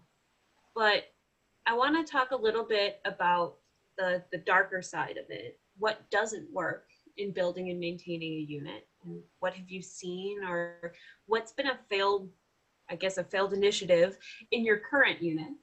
And then I want to jump from there. So when you answer that first section of questions, think a little bit about if you were starting from scratch, how would you do that? So first question, what doesn't work in building and maintaining a unit? Like what have you seen either outside your unit or within your unit? I don't really care what you decide to touch on, just keep that in mind. I'm gonna start with Laertes since he has, he's got the experience. I would say the units that seem to be most challenged for growth and sustainability are the ones that are more built around a cult of personality, around one main leader in the group, where it really is trying to either emulate or satisfy the desires of one person, because that's not sustainable. And I've seen units fall apart over the years because of either the disinterest or the growing or a change in that one person everything is built around. I mean, that's why it really is important to be a little bit more well-rounded, to share the load and the vision across the members of the group. And sure, there's founding ones that come up with the idea that people will migrate to, but it should never really be, like, Portos should never really be Laertes' group. It should be the Portos. And again, I've seen other ones where there is a kind of a cult of personality built up around one person, and that's not the most effective or long-term sustainable version of building a unit. I think that's a very insightful answer and very helpful for some of the culture and some of the trends we're seeing with snark we've had in this chat, with some of the discussions about building a better SCA. So thank you, Laertes. I'm going to jump over to Remy next. Yeah, so I think sometimes just taking it too seriously. Like, sure, everyone likes to win, and you like to get better, you need to like put the effort and work hard and stuff like that. But it gets a point of like, I guess like diminishing returns. Like if you're just concentrating so much on that and it becomes not enjoyable for people in the group and stuff, then you're not going to have a group to enjoy all that hard work with later and stuff. So find the balance between, all right, let's drill this thing, let's do some melee, let's just kind of play around. Maybe we just need a little bit of a break and stuff. I think it's kind of important. And that might kind of vary from group to group, just like different cultures and stuff like that. But kind of just knowing, I think that balance is super useful, and it might take some trial and error to kind of figure out what that is for your group. Fabulous. All right, I'm going to jump over to Malie and Seamus. I think what Laetres said is really the big portion of that. You can't have a cult of personality. You can't allow, and I know rapier fighters, one ego to overtake the whole group. It has to be a group effort. You have to be able to distribute the load. That way lies burnout. You'll lose people so fast. All right. Anything to add, Seamus? No, I think, again, I was just going to say that Laetres nailed it. I mean, we've benefited from such horizontal development. I mean, that's practical because sometimes that person's going to die and leave the field. But on a much bigger picture, it's just the people that you game with, that you play with, that you dream with every day. You know, if it is a cult of personality situation, we've seen it on the field early in our career in the SCA. You know, I've seen what happens when people develop that cult around them and it turns sour. So it's just luckily that's not been part of our experience. But yeah, I would say he hit the nail on the head. That's just, you know, that's the one thing you can't have. It sounds too like you're kind of touching on what Remy said about not taking it too seriously, with the fact that you guys play together and bond together instead of just always drills all the time. So thank you guys. You've really tied into the other two panelists' answers. All right, Mara. Well, ditto on everybody else. So keeping it light, like we have some of the snark you see in the side chat is relevant to how seriously we take things sometimes. But also to kind of keep that one person running the show sort of ego cult personality thing, communication with as much of the group as you can in one go. It's not always possible because, I mean, like, we use primarily Facebook, and, well, Facebook's algorithms are interesting. So, but we really do try to communicate and try to include as many people in what's going on or where people are hanging out or anything as much as we can. So that if someone feels left out, it's usually by accident, or we just couldn't get a hold of them, or it's rarely, if ever, intentional. Mm-hmm. Because back to the whole camaraderie thing, we like you, come do things with us. So I know that geography play into this, because I think, and I don't remember Wednesday Company's origins, but I think geography was a huge part in the initiation of each of these units that we're talking to. And I've been part of units that tried to form from people spread across the kingdom and did not work. And so, like, Wednesday Company, that started at a local practice, or did it start? It started out of a local practice, Minnesota in Indiana, Constellation, so Bloomington, Indiana. At this time, we have people in all corners of Indiana, as well as Bruce in Chicago. I'm in North Shield, but I'm not supposed to technically be active, but it's a pandemic, who cares? And we have other members of North Shield, other people. We have one person out in Colorado, and at Pensick, we're still all fighting together, and we still work together very well. So, I mean, maintaining that communication and talking to each other, and when we're with each other, we totally fight either at each other or with each other, so. Well, and now that you've outed me, I can add into this conversation a little bit, which is playing off what Mara said, in deciding to join WEDCO as someone who doesn't live near most of WEDCO. That communication factor was huge, because there are so many times when you're new, and not everyone knows my history, but I've played in the SCA in at least 4 different kingdoms on a regular basis. The Mid being my most recent home. But showing up to a local practice, or even showing up to a melee practice, and not having anyone to play with or pay attention to you or help you, is one of the biggest off-putting things for membership retention, for keeping people interested in fighting melee. So yeah, just that's my 2 cents. They'll buy you a coffee with $1.50 if you go to the cheap place.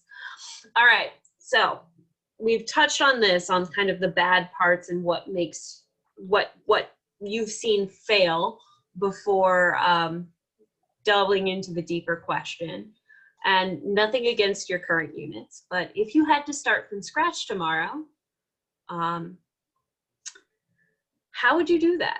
How would you build a new unit? What would be your 3 key factors, I guess is what I'm trying to boil this down to if you need a touch point. I'm going to start with Laetres with the experience and the many members and units. And let's go.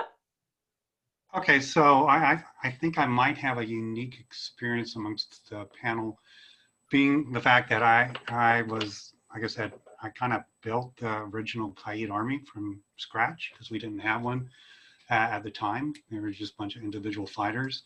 So I sat down with the more experienced fighters in the kingdom at the time, and we actually built the initial units that have evolved over time, and it's really not the same. And the categories and criteria we were using really were along of experience, skill, and I hate personality, but mindset. I think that's probably a better way to do it. And the less experienced, younger fighters, we basically made the anvil. Basically, they held the line. They were all about defense, tying up the opposing line, and being that bedrock that we needed. And we assigned one of the first White Guards in Qaid to kind of train them and work on those fundamentals about defense. And then we built a couple of the hammers that would basically work the edges and bring the fight to our anvil so that we could basically pull apart and break the opposing line. And these were the more mid-level to more advanced fighters that we had. And we basically broke it into 2. And then we had what we called at the time the Cowboys, which is now the Rogue Squad. And those were basically the people you just kind of let go in the backfield to try to break the opponent's plan. And if you notice, it wasn't my house. Basically, my household, we split up into those different units at the time so that we could give the experience and that kind of perspective on the strengths to these units that we were building. And over time, after the first few years, naturally they started evolving into people that would work better together, whether geographically or personality-wise, or however they kind of gravitated in groups. And by playing to the people's strengths initially, when they started mixing and breaking up and everything, we were able to bring those different skill sets and intermix them into the different units that evolved, so that everyone was a little bit more well-rounded and able to respond and adapt to the situations that were presented in front of them, because everyone brought a little bit different experience from the first couple of years of the Army to the units that grow. And so we kind of went through that thought exercise and executed it across, and it really wasn't me. I was kind of like the spearhead of it, by getting together, speaking to the people, having a realistic evaluation of the skills of the people that were involved at the time, and putting them together in a like-minded and like-abled groups allowed us to grow from there and then kind of intermingle it and build on those different set of skills. I think that answers your question. Yeah, I think so too. I really like the approach to not personality, but mindset. And I think that's actually an excellent point in figuring out whether or not a group is going to work well together. So thank you very much, Laetres. I'm going to jump over to Seamus and Malie now.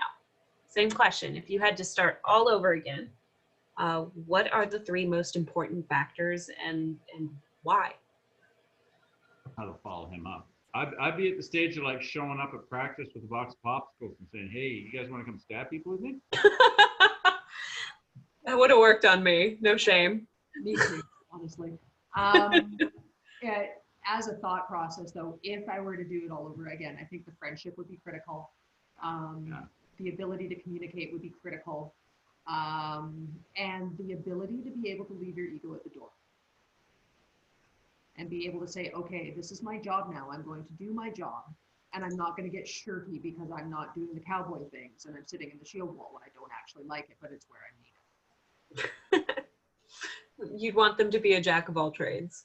That's what I'm I would hearing. want them to be accepting of the role that was asked of them at the time it was asked. Okay. And No, that's just a mirror of what we've done, because like I say, work's always put command on other people's shoulders, and not just, okay, it's your turn to yell, but like legitimately, you're going to pick the strategy. What are we doing? Like, tell me from the get-go. And I think everybody does need to do that. So yeah, no, finding people that can answer that, and not just, they're not just always the flankers. Yeah, I get it. You like to run in the backfield and kill people when they're not looking, but sometimes we got to change it up. And are you going to hop about it if that's what you're asked to do? I think that is important. But I mean, yeah, realistically, I'd crank it back a notch and I'd say, yeah, it's the same. I would rebuild what we have now. If you guys want to come out for dinner with me after practice, and we'll get to talk and know each other, and then we can talk about going out there and bringing murder to the field in general. hey, as a commander, I can absolutely appreciate that. That sounds like a very good start to a melee unit. All right, so we have mindset. We have mindset again in slightly different terms and a slightly different frame. I'm gonna jump over to Mara next, since I've made Remy go first a couple of times, so he can go last this time. So I would keep the camaraderie, like the friendship, because from what we have found, like the training with people that you don't like, you probably aren't going to retain as well. And it kind of like, if you can't at least get along with the people who you're fighting beside, you probably won't trust them to do a thing either. So that's part of why I value the camaraderie, especially when it comes to the field. I would, because this is relevant, because I'm actually gonna try to make a unit up here, but that's not happened yet, obviously. I would also look for consistency. If I would like to see that they can, if they can show up when they say they're going to show up, or relatively around when they'll show up, or if they keep canceling, or they just stop communicating, and they become otherwise unpredictable. So consistency is a good thing that I would look for. And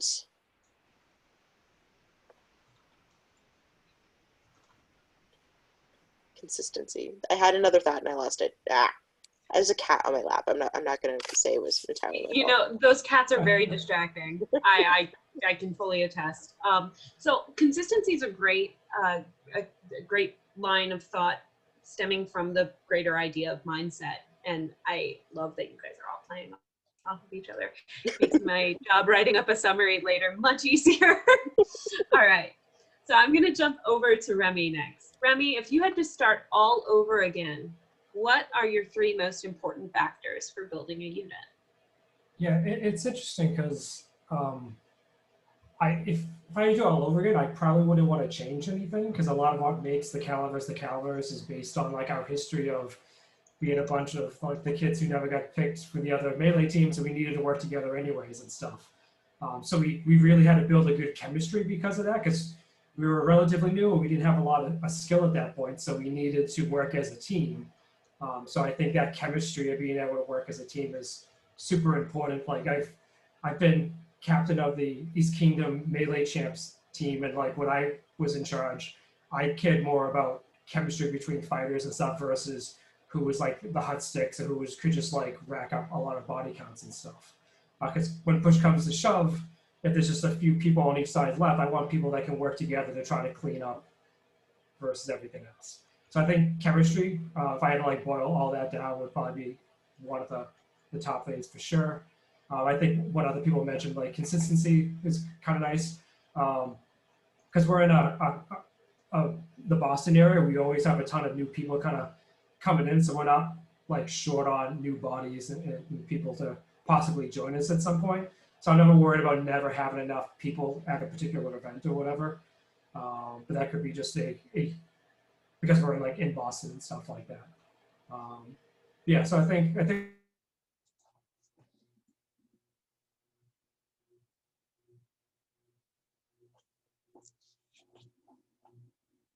email. Just like photoshopped Nick Fury with a caliber, what I wanted the Cassocks to look like. Be like, hey, join the Calivers. We're gonna fight together anyways. So like, yeah, fun was a core aspect of it. So I think I would want to keep that for sure.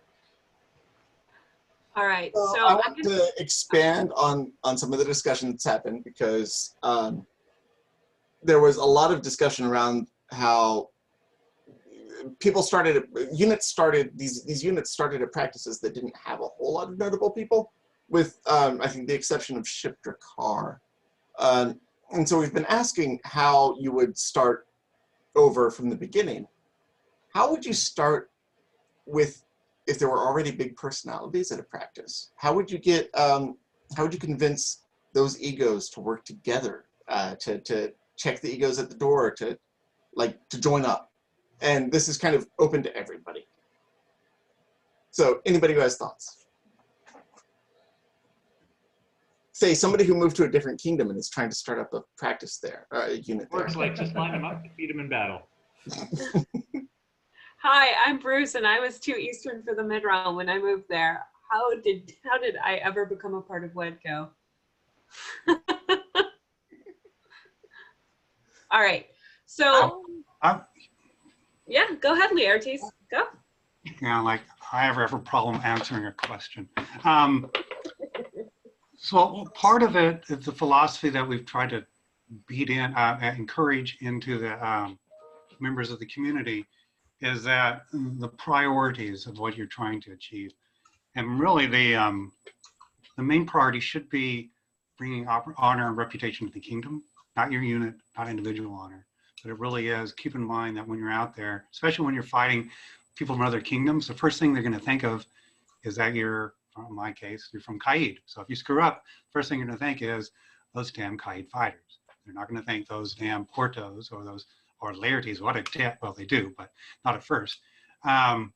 So drilling in, especially to the big experienced fighters that come into the community, is to get past the idea of the ego, and you're going to make a name for yourself on the field when you're going out and doing rapier melees, because that should never be the goal, because if you do, you sacrifice the potential goals or achievements of the overall scenario.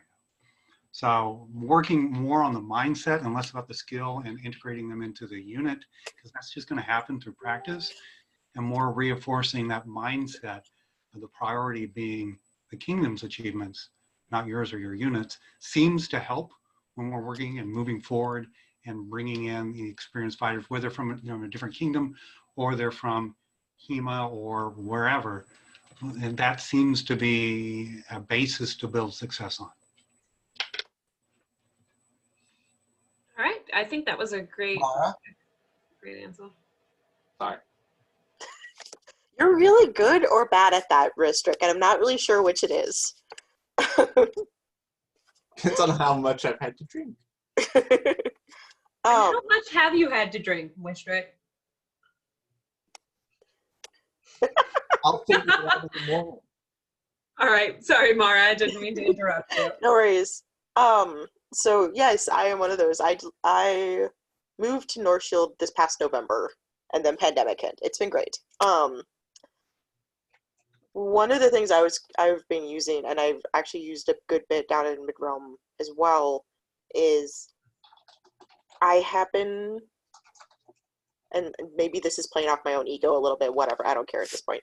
I happen to be, I enjoy teaching Melee, and I enjoy helping others enjoy Melee, and that's one of the things I actually enjoyed about WEDCO, is that we all enjoy Melee. So as I eventually go about trying to start a unit up here, I think my main tagline is, this is fun, let me help you see how fun this is.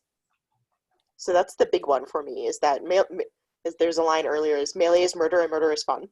And the other part that a lot of people either they don't like to acknowledge or they don't realize it, is that a lot of skills transfer from tournament fighting to single fighting. I mean, to melee fighting, sorry.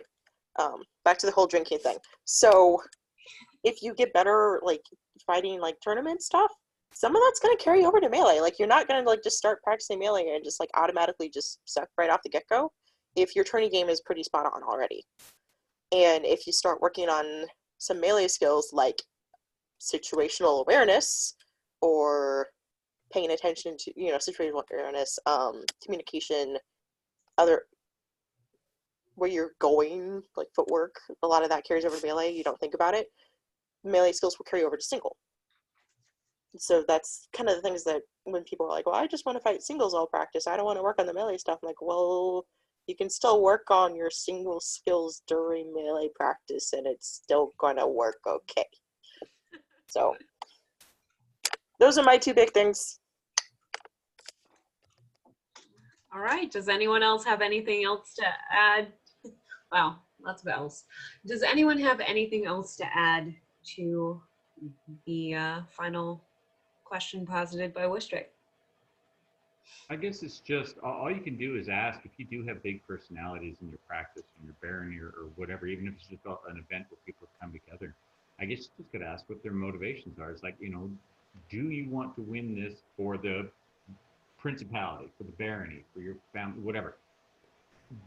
Is this a group effort, or are you here because you have your family unit and you guys just want to be the hot shots up in the field? That's a little tougher to deal with, I think. At that point, you're, well, then how can we work together with you? But, you know, if they are willing to come together, then you can start talking about, well, is it a matter of who wants to control this? Like, do you need to control your own units? We can set you up as a commander.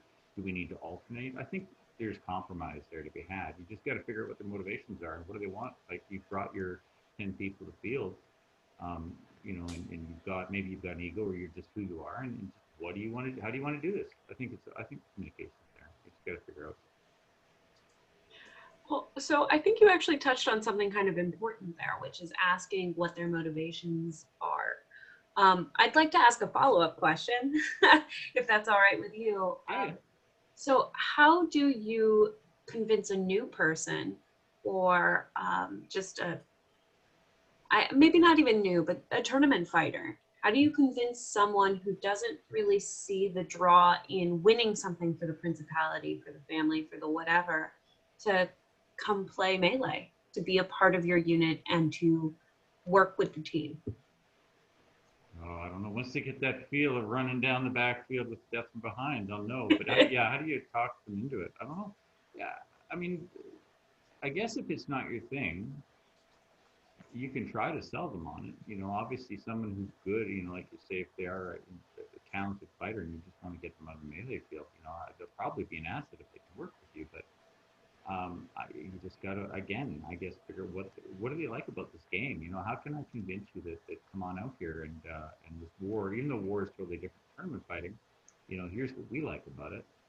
It sounds like you're just having a conversation at that point. I don't think there's a quick, easy way to say this is a trick to use, but yeah, I mean, why wouldn't you try to get people out there if you're trying to get a good, I mean, we certainly suffer from a smaller rapier turnout significantly than the heavy fighters in our area do. So that's been a problem. You know, by all means, you want to get these people out there and convince them. So I guess we've even done a bit of that, but whether or not it always works, some people it's just not their thing, or they're scared to come try it.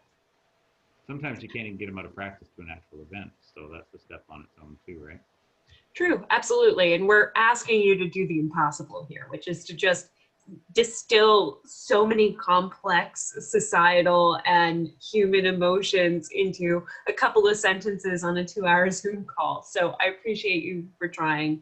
I'm going to kind of wrap up here and say that it sounds like selling people on how fun it can be and showing them how they can meet their goals during melee is a great way to convince some of those bigger personalities to check the ego at the door.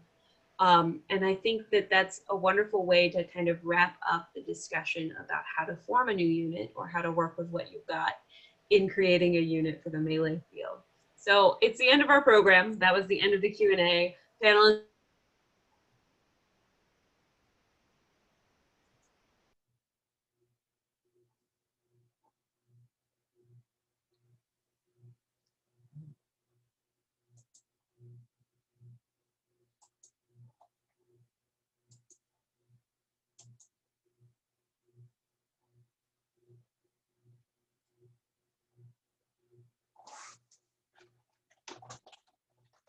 hasn't keeled over in his chair.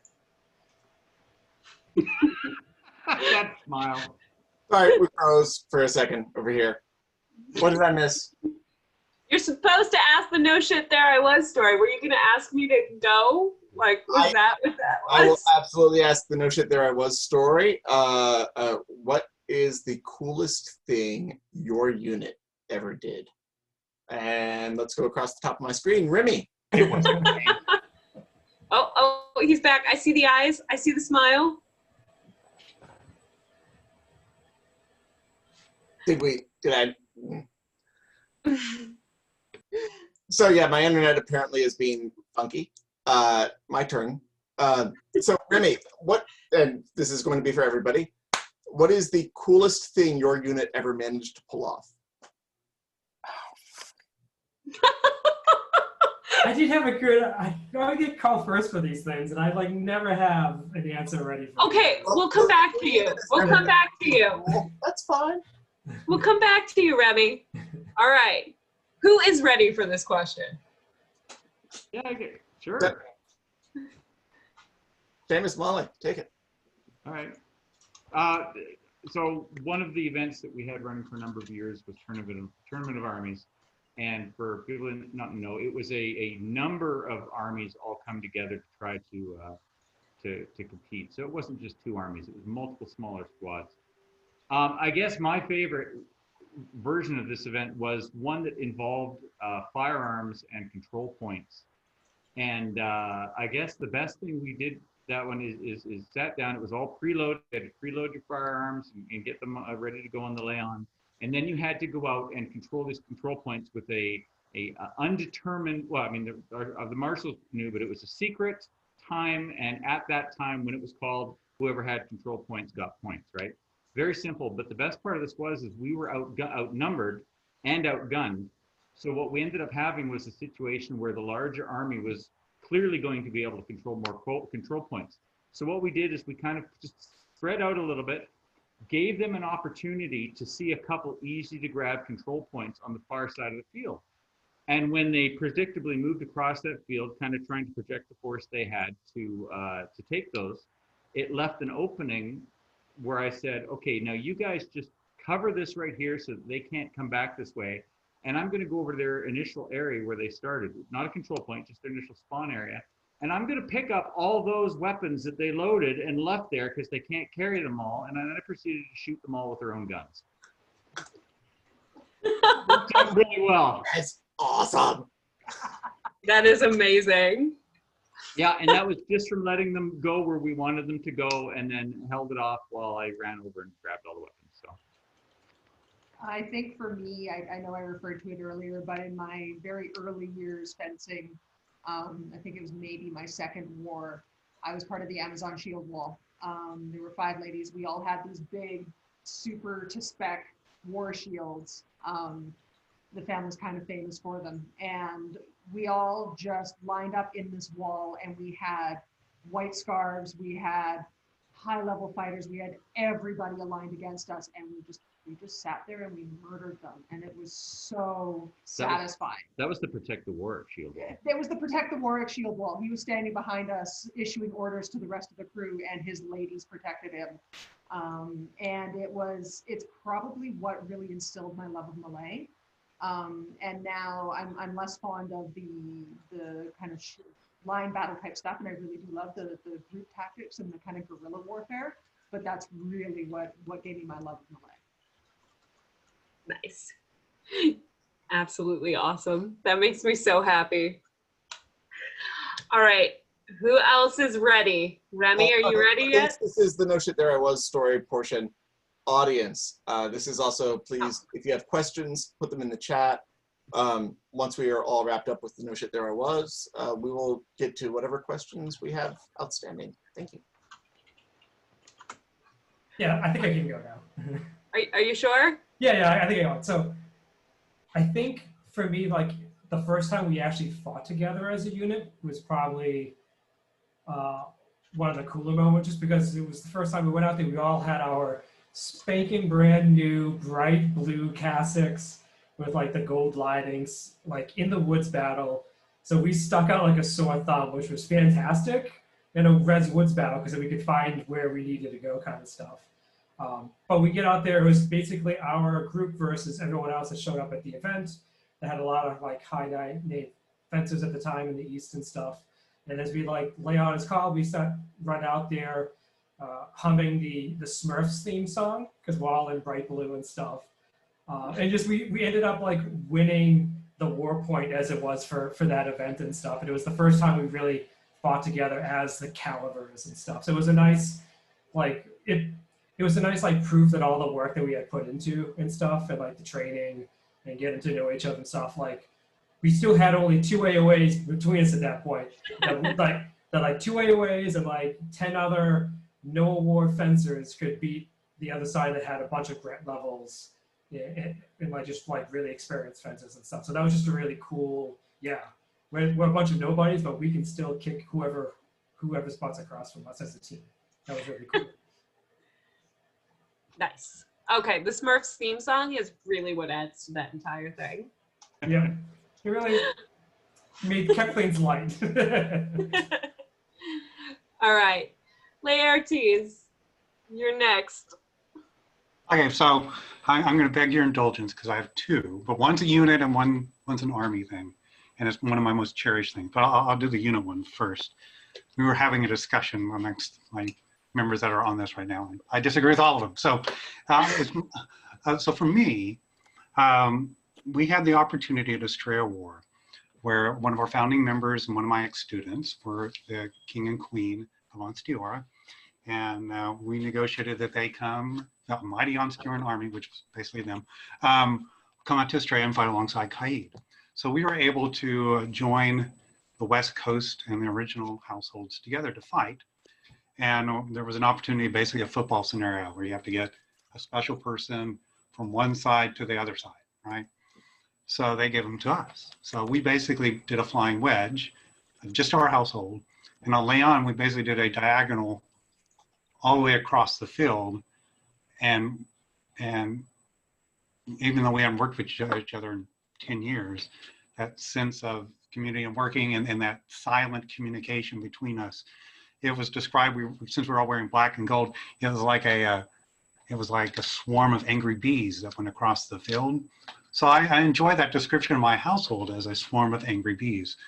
So it was just the fact that merging the old with the new and the disparate members of the household getting together and being able to come together and still have that communication and feeling and camaraderie with the passage of years, it's one of those special moments for me. But really, secondly, and I hate to hit this point again, but the very first year that Caid went to Australia as an army, we had a lot of challenges. We had about 9 months to come together based on the reconstitution of Australia to field an army. And we basically started from scratch. And as commander, I dealt with a lot of crap from, let's say, my counterparts in other kingdoms, doubting our abilities. And our partner that year, I had to actually bring in the crown to get equitable treatment on some of the scenarios, just because of the doubts that were placed on us. And it was, back then, it was 3 days of scenarios. The third day, it came down to the very last scenario. The war points were tied, our side with them. And it was basically just last man standing, fight the open field, get it done. So we got our army together, had a moment to talk about how the accomplishments that we had made on this day and at the war, and how what we had proved to our distractors. And that really our goal this next one is just to fight as best and as honorable as we could. So I'm much more the Patton type of commander, where I'm on the front line. My counterpart from the other kingdom, he stayed in the back the whole time. And we engaged the other side on our last engagement of the war. And when I finally looked up and looked across the field, there were 10 people, maybe 12 people left standing, all of them Caid. And looking across, I had that moment realizing what we had accomplished in a short amount of time by the dedication, the work, the esprit de corps that we had built in that period of time, and looking across what we had accomplished at it.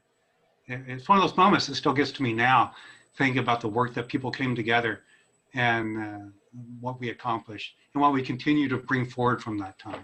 So that's always one of my most cherished memories, is that moment realizing what we'd all accomplished together. So.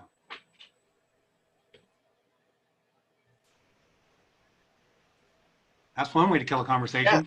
Yeah, no, that, I mean, you've got everyone going all misty in the chat, so. Seamus, Malie? I saw your hand go up. Oh, I was thumbs up for a story. Oh, okay. Oh, you're here. right here. All right, Mara. So full disclosure, I've been on command staff for about the same amount of time that I've been in Wetco. So it's actually very rare for me to actually get to fight with Wetco, at least the large wars. So there's a lot of individual, in my command brain, I see the whole battlefield. It is super hard for me to see individual things happening, other than if they're not a problem spot. So that's insight into Mara's command brain. Well, I'm offering you a friend, phone a friend. Do we want to unmute Vindus and let him tell a story? Or do you have one? I have one. Well, he actually gave me 3 to choose from. He was there for one of them. I was there for the one that I could think of. So the one that I can think of, Wetco traditionally, we have 6 to 10 people on the field on a good year. There's a year where there were 4 of us, and I was command staff, so you really can't count me as part of the unit. But there was the 1 year Penzik, I think it was the purple, no, it wasn't the Purple War.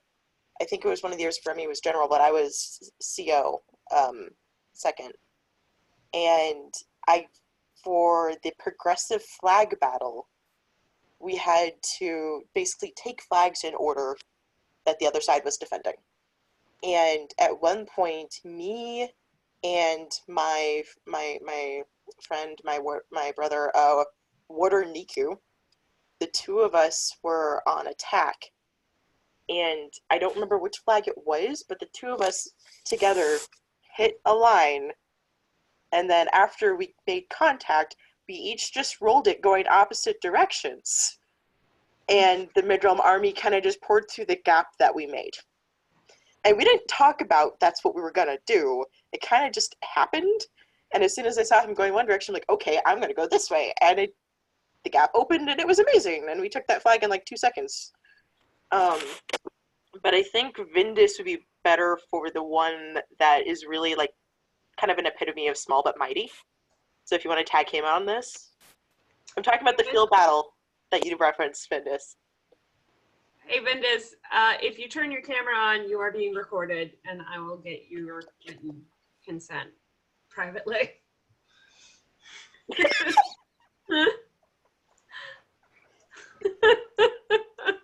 You're muted, buddy. You're still muted. He's still muted. Did you mute him? There we go. I'm unmuted now. All right. I am Vindus. So no shit. There we were at Penzing 1 year. I think we had 4 guys that year, and we were sent to the far left side of the field to be a big distraction. But His Highness decided he was going to be a bigger distraction, go further left than we were that year. And so as we were lining up to go, we start to move, and he's moving at a nice leisurely pace. And then suddenly a squad of about 5 or 6 guys tears off after His Highness and ignores us. So then we just intercept them, and we took that crew down, and then we proceeded to hit the far left side of the line, and we folded it back on itself like it was a book. And we won that pass, and then we lined up again, and then we noticed, oh, there's more people over there now. Well, let's try it again. It didn't work exactly the same that time, but we all walked off the field with our lives that day, and we won that pass. And then the 3rd time, we're like, oh, there's a whole lot more people, and there's Donovan and Death over there right now. We took that as a compliment, and we died gracefully. So That was 4 4 people that they kept stacking more and more against. Yeah, we just, we did what we do, and that is we hit a corner hard and we try and roll it back on itself as hard as we can. So, yeah, that was one of our big stories. So, small but mighty. Yay! Okay, so that's our no shit there I was stories, and Laetres had his second story. Oh, no. No one cried enough. No. Condessa Batista is dying to tell a story, and she would love to sign whatever release is necessary so she can get on here and tell a story. First, if anybody in the audience has any other questions, please drop them in the chat. And then I think once Condessa Batista has told her story, we might get to them. Okay, so we do actually have a question in the chat. Do we want to touch that before we unmute her, or do we want to let her go first and then do the question? I say let her talk. Let's let her talk. Yes. All right. Hijack it. Hijack it. We love it when you hijack our units. Okay. Yeah. You don't have to do anything. Can you hear me talking? Yes. Oh, okay. I'm sorry. I'm not 100% sure how to change my video to be able to see me, but whatever. You don't need to see me. Yoda's perfect. This just goes back when I was Queen of Caid back in 2000, and we went to Australia. And that year, oddly enough, for the first time ever, there were 3 Donia queens on the fighting field. So it was the Queen of the Outlands, me, and I believe, Laertes, do you remember who the other queen was? Yeah, I was Aidenveld. Aidenveld. So all 3 kingdoms had a Donia as a queen. So we decided that year to start the scenarios for the rapier with the queens going out and fighting each other. And so I went out and fought the Queen of the Outlands, and on a one-on-one, and the object was the first queen to fall. That's when the scenarios would start and all of the armies would run out onto the field to start the scenarios. And so Laertes, who was commanding the forces that year, basically, I have this one particular shot that is almost undefendable. And it's very, shut up. And it's very unique. And Laertes pretty much told the armies, the minute you see Batista start to do this hook shot, get ready to run. And about 5 seconds later, Batista did the hook shot and the Queen of the Outlands went down and our armies went out. And it was just so cool that, like, for the first time, all of the queens were Donias. And the Queen of the Outlands beat me by like 2 weeks as to being the first Donia queen of the society. So a queen, a Donia in their own right as far as being queen. So anyways, I don't know, maybe it's more exciting to me, but I thought it was a pretty cool story at the time. So That's pretty amazing. thank you for indulging me.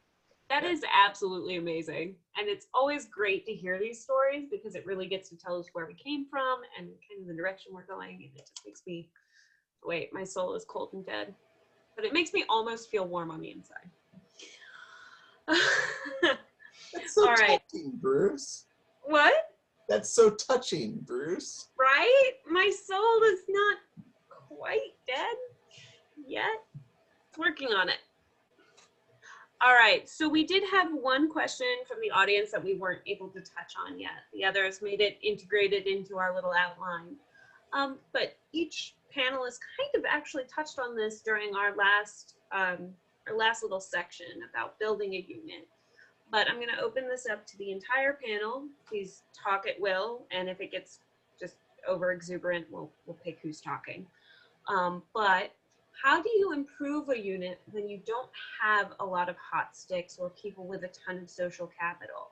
What can you do to help those who are more supporting players or more supporting like personalities? I know a lot of us talked about how when we began our units, when we began forming our units, we were all a bunch of scrubs and nobodies. How did you transition from scrub / nobody into I am a Carolingian Caliver and I have Nick Fury in my inbox. Like, how do you get there? I mean, for us, we just kind of like really focused on the team aspect and stuff because we didn't have a lot of awards. So we knew we couldn't, like, what happens a lot of times you see Melee just becomes a bunch of like one-on-one fights. Like we knew we were not going to win Melee fighting like that. So we really needed to really work as a team. We knew like if there's different advantages different groups have, we knew skill, like one-on-one skill was not an advantage we had at that point. But maybe we could look for other skill, like have other advantages, like we could get maybe more numbers on another team's hot stick and stuff and take them out. Or just be able to work as a group, move as a unit, be able to talk to each other, communication and stuff. So we look for other ways to like basically we just kind of recognize where we were weak and try to emphasize the bits we could make stronger and stuff. And just by doing that and just fighting more often, our own individual skills kind of increased so that we leveled up just by that and stuff. But we really focused on the team aspects. Fabulous. Any other panelists have anything to add about how do you support the supporters? I think it's critical to pull those people into your group, and whether that be with a strong advocate for them or just a general sense and culture of welcoming and not being elitist hot sticks. That's super critical, and your wording grows on the field. You start murdering people, people are going to know who you are. Suddenly you're not a supporting character anymore. Suddenly you're, holy crap, here they come. But being welcoming, being inclusive, and being an advocate for the support characters is super, super critical. And it's a problem too. I've heard things from people in other practices say, this guy kind of runs a practice and he's not interested in this. And I mean, I guess if you're the brand new person there, I don't really know what you do in that situation. I think you really hope that other people in practice maybe step up to support you. But Molly's right. Time will, if you keep putting your effort in, time will make you a presence in that practice, one hopes. And if they don't want to do what you want to do, then just do it yourself. And the right people will come to you, and next thing you know, you've got yourself a warband, I guess. So I want to bounce off something that Molly said. When you say advocate for them, could you give us an example? I'm going to tie back into Remy's last kid's picked on the dodgeball field. Don't make them be the last kid picked. Hey, you're a new fighter. Why don't you run with me in this war? Come with me, stick with me, we're going to work together. Hey, you don't really know what's going on here. Do you have any questions? Is there any way I can help you understand this better, feel more comfortable in this? You have to give them permission to give themselves permission to suck. And it's super, super critical. You're not going to be a hot stick, but stick with me and you might live a little bit longer. Why don't you go with this person because you're left-handed, they're right-handed, perfect, go. We'll just have fun. Or you're just gonna have a lot of fun and come join us around our fire afterwards and we'll have a beer and we can talk about it. I have a line that I give some of my friends when they forget that this is supposed to be fun is like, you've gotta make it fun. If it's not fun, why are you doing it? Yeah. Redefine your win conditions. Yeah. So I want to bounce off that a little bit more since I've been having to kind of focus fire these. How can we make sure those people aren't falling through the cracks when, sorry, I just had it pointed out to me in private chat that I used a really bad unit pun and I didn't even realize it, just barreled right through. So I'd like to open one more question, like follow up for this. How do we prevent those people from falling through the cracks? How can we take a little more initiative? And what do we do with the people who aren't necessarily brand spanking new, but at that mid-tier where they have either plateaued or just feel invisible? How can we build that esprit de corps? How can we teach them? How can we get them to get the band back together, as Seamus so nicely put it? And this is open to everyone on the panel. Can I? So Yep. I was looking back at the question originally. She wasn't asking necessarily like how to get a new person. It's someone who already knows, like, maybe they're in that mid-level, but they can see what, and they are a part of that unit already, and they can see something that needs to be addressed. That's more of what I've read that question as. Mm-hmm. That's So, why I asked the follow-up. okay, cool. All right. So and I might be reading this wrong too, but I know that, not to get too gendered, but oftentimes non-males will encounter that barrier more often. And something that I learned pretty early on is that you don't wait for it to be your turn to lead. If you see something that's not being addressed, then don't be shy. Don't wait for someone to give you permission to fix things. If the leaders aren't doing their job and you know what needs to happen and you know what can get fixed, do it. I mean, even if it's with like the smaller people, not the smaller people, the newer people, just taking the newer people off with you because the older people are already in the habit of not listening to you. Yes, that happens. Then start at the bottom, work your way up. Because the newer people are looking for someone to help them. And when the older people realize, the more experienced, realize that something needs addressed and these people have already figured it out, maybe they'll realize that they were missing something from the beginning. So don't be shy. Don't wait. If the people who are supposed to be leading aren't, jump in, do it. Don't wait. Don't ask permission. Just go. No, I would totally agree with that. I think that's super, super key, especially as female presenting people. It's really, really important because we are trained culturally not to speak up. So speak up, use your voice.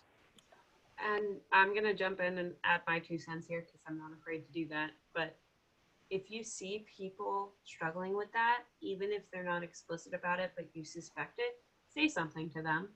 Tell them that they're visible too. Pick them up.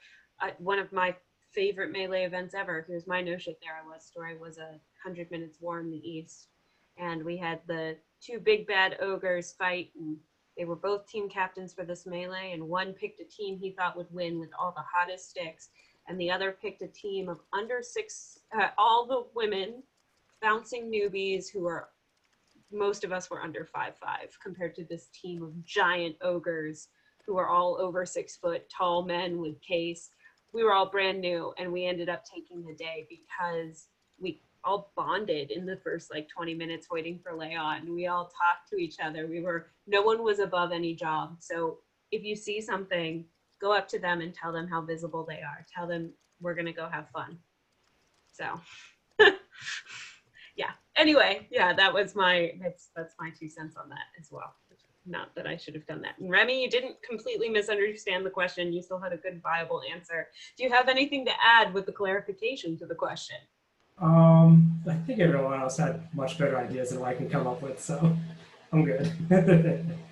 Laetres, you were making some hand gestures? Are you good? Oh, I do that all the time. It gets me in trouble. Let's see. Well, you know, we're fortunate to be a smaller kingdom, and we have very active geopolitical unit practices, baronial, shire, blah, blah, blah, blah, blah. So a lot of the recruiting, encouragement happens during the weekly practices with the newer people or the people that are feeling frustrated, and the communication and talking about it and encouraging people to talk about what their concerns are, or the fact that they're feeling a little bit left out. There are a lot, you know, practices, I'm sure, for true everywhere. The first half hour is more social hour than anything else. Talking in, building that relationship, talking with people before you actually start the combat and sparring and drills, blah, blah, blah. So working it from that aspect where it's not the pressure of an event or you're at the war or whatever, and trying to slug someone into a unit, I think that takes some of that perceived pressure of having to perform all of a sudden in this big crazy melee. And then again, we have a very loosey-goosey fun melee event at the beginning of the year that allows us to kind of mix things up. And there's someone out there, like I said, there are units, including mine, that purposely reach out to people that aren't attached to anyone. We'll go up to and approach them and ask if they'd like to fight with us. We don't want to wait for them to raise their hand like a dodgeball and say, hey, no one's picking me. So they feel that they get that experience of working with different people and see if it works for them or not. So it really is, if you've been through it, realizing that you need to extend that hand to share that knowledge and embracing these people that might feel like they're a little a sidestep away from being directly involved with it, and helping them build and find that path of what they want to do. And let's face it, there's people that like melees, there's people that only like melees and don't like tournament, and vice versa. You're not going to be able to take that square peg and put it in the round. No, you've got to be able to respect too that, hey, they don't want to do melee, that's good for them. That's not a lesser person. They just want to do what they're enjoying. And just because I'm having fun doing it doesn't mean I expect other people to have that same experience. So you can't do that projection either. So really, I think it's more starting at the grassroots level, addressing their concerns and involvement and working up from there. I think it speaks to some of the issues we've mentioned earlier too, with what makes or break a unit, about cults of personality and the inability to put your ego at the door when scenarios like this occur, when people are being overlooked like this. And that doesn't mean that it's not a viable unit. It doesn't mean that it's not repairable, irreparable. English is hard. But it does mean that there are some fundamental issues that might be worked on. Anyway, what a somber note to end on. Oh, I can cheer us up. I think we need some more unit jokes. So Laetres, when your unit has advanced and the line is a little out of sync, do you dress left or dress right? He has been waiting all night for that joke. It is in our outline like 4 times now with comments like, can I ask it now? Can I ask it now? Can I ask it now? I always tend to swing to the left. As a tailor, that made me really happy. Oh, I just wanted to keep my answer brief. Oh. But you're already talking about pegs. I'm a 5-foot boxer. All right. I really want to make a really bad joke, but we're still recording and we haven't done our outro. Wait, you could say we've blown our load. This is not the episode for bad jokes. Oh, yeah, no. I'm not making another blow your load joke. I think we're out of units. So, to our panelists. All right. I'd like to say thank you to everyone who showed up, all the viewers. Big thank yous to our panelists and everyone who asked questions. We couldn't do it without you. I guess we could, but it would be awful. It would just be Wistric and I waxing poetic. Waxing your what? Oh, yeah, sorry. Our poetic, not our units. Not okay. Our units. Heard it wrong. Sorry. And I wanted to say thank you again. Tune in with us next time. I don't know what topic we'll be touching on in number 7, but it will definitely not be units. What a shame. But we should be back in 2 weeks. Same time, same place. Thank you very much for having us. It was a lot of fun. I can't wait to meet you on the melee field. I'm going to be looking for all that. All that. And honestly, thank you very much for approaching me and asking me to be on. This was fun, and it was great to hear a more variety of viewpoints on how things are done. So. I know it's good for us in the mid-realm because it can't be all Penzic all the time. I know. I figured there's a lot of mid-realm fighters, so I tried to use smaller words most of the time. I know. We're kind of. And on that note, everybody. We like our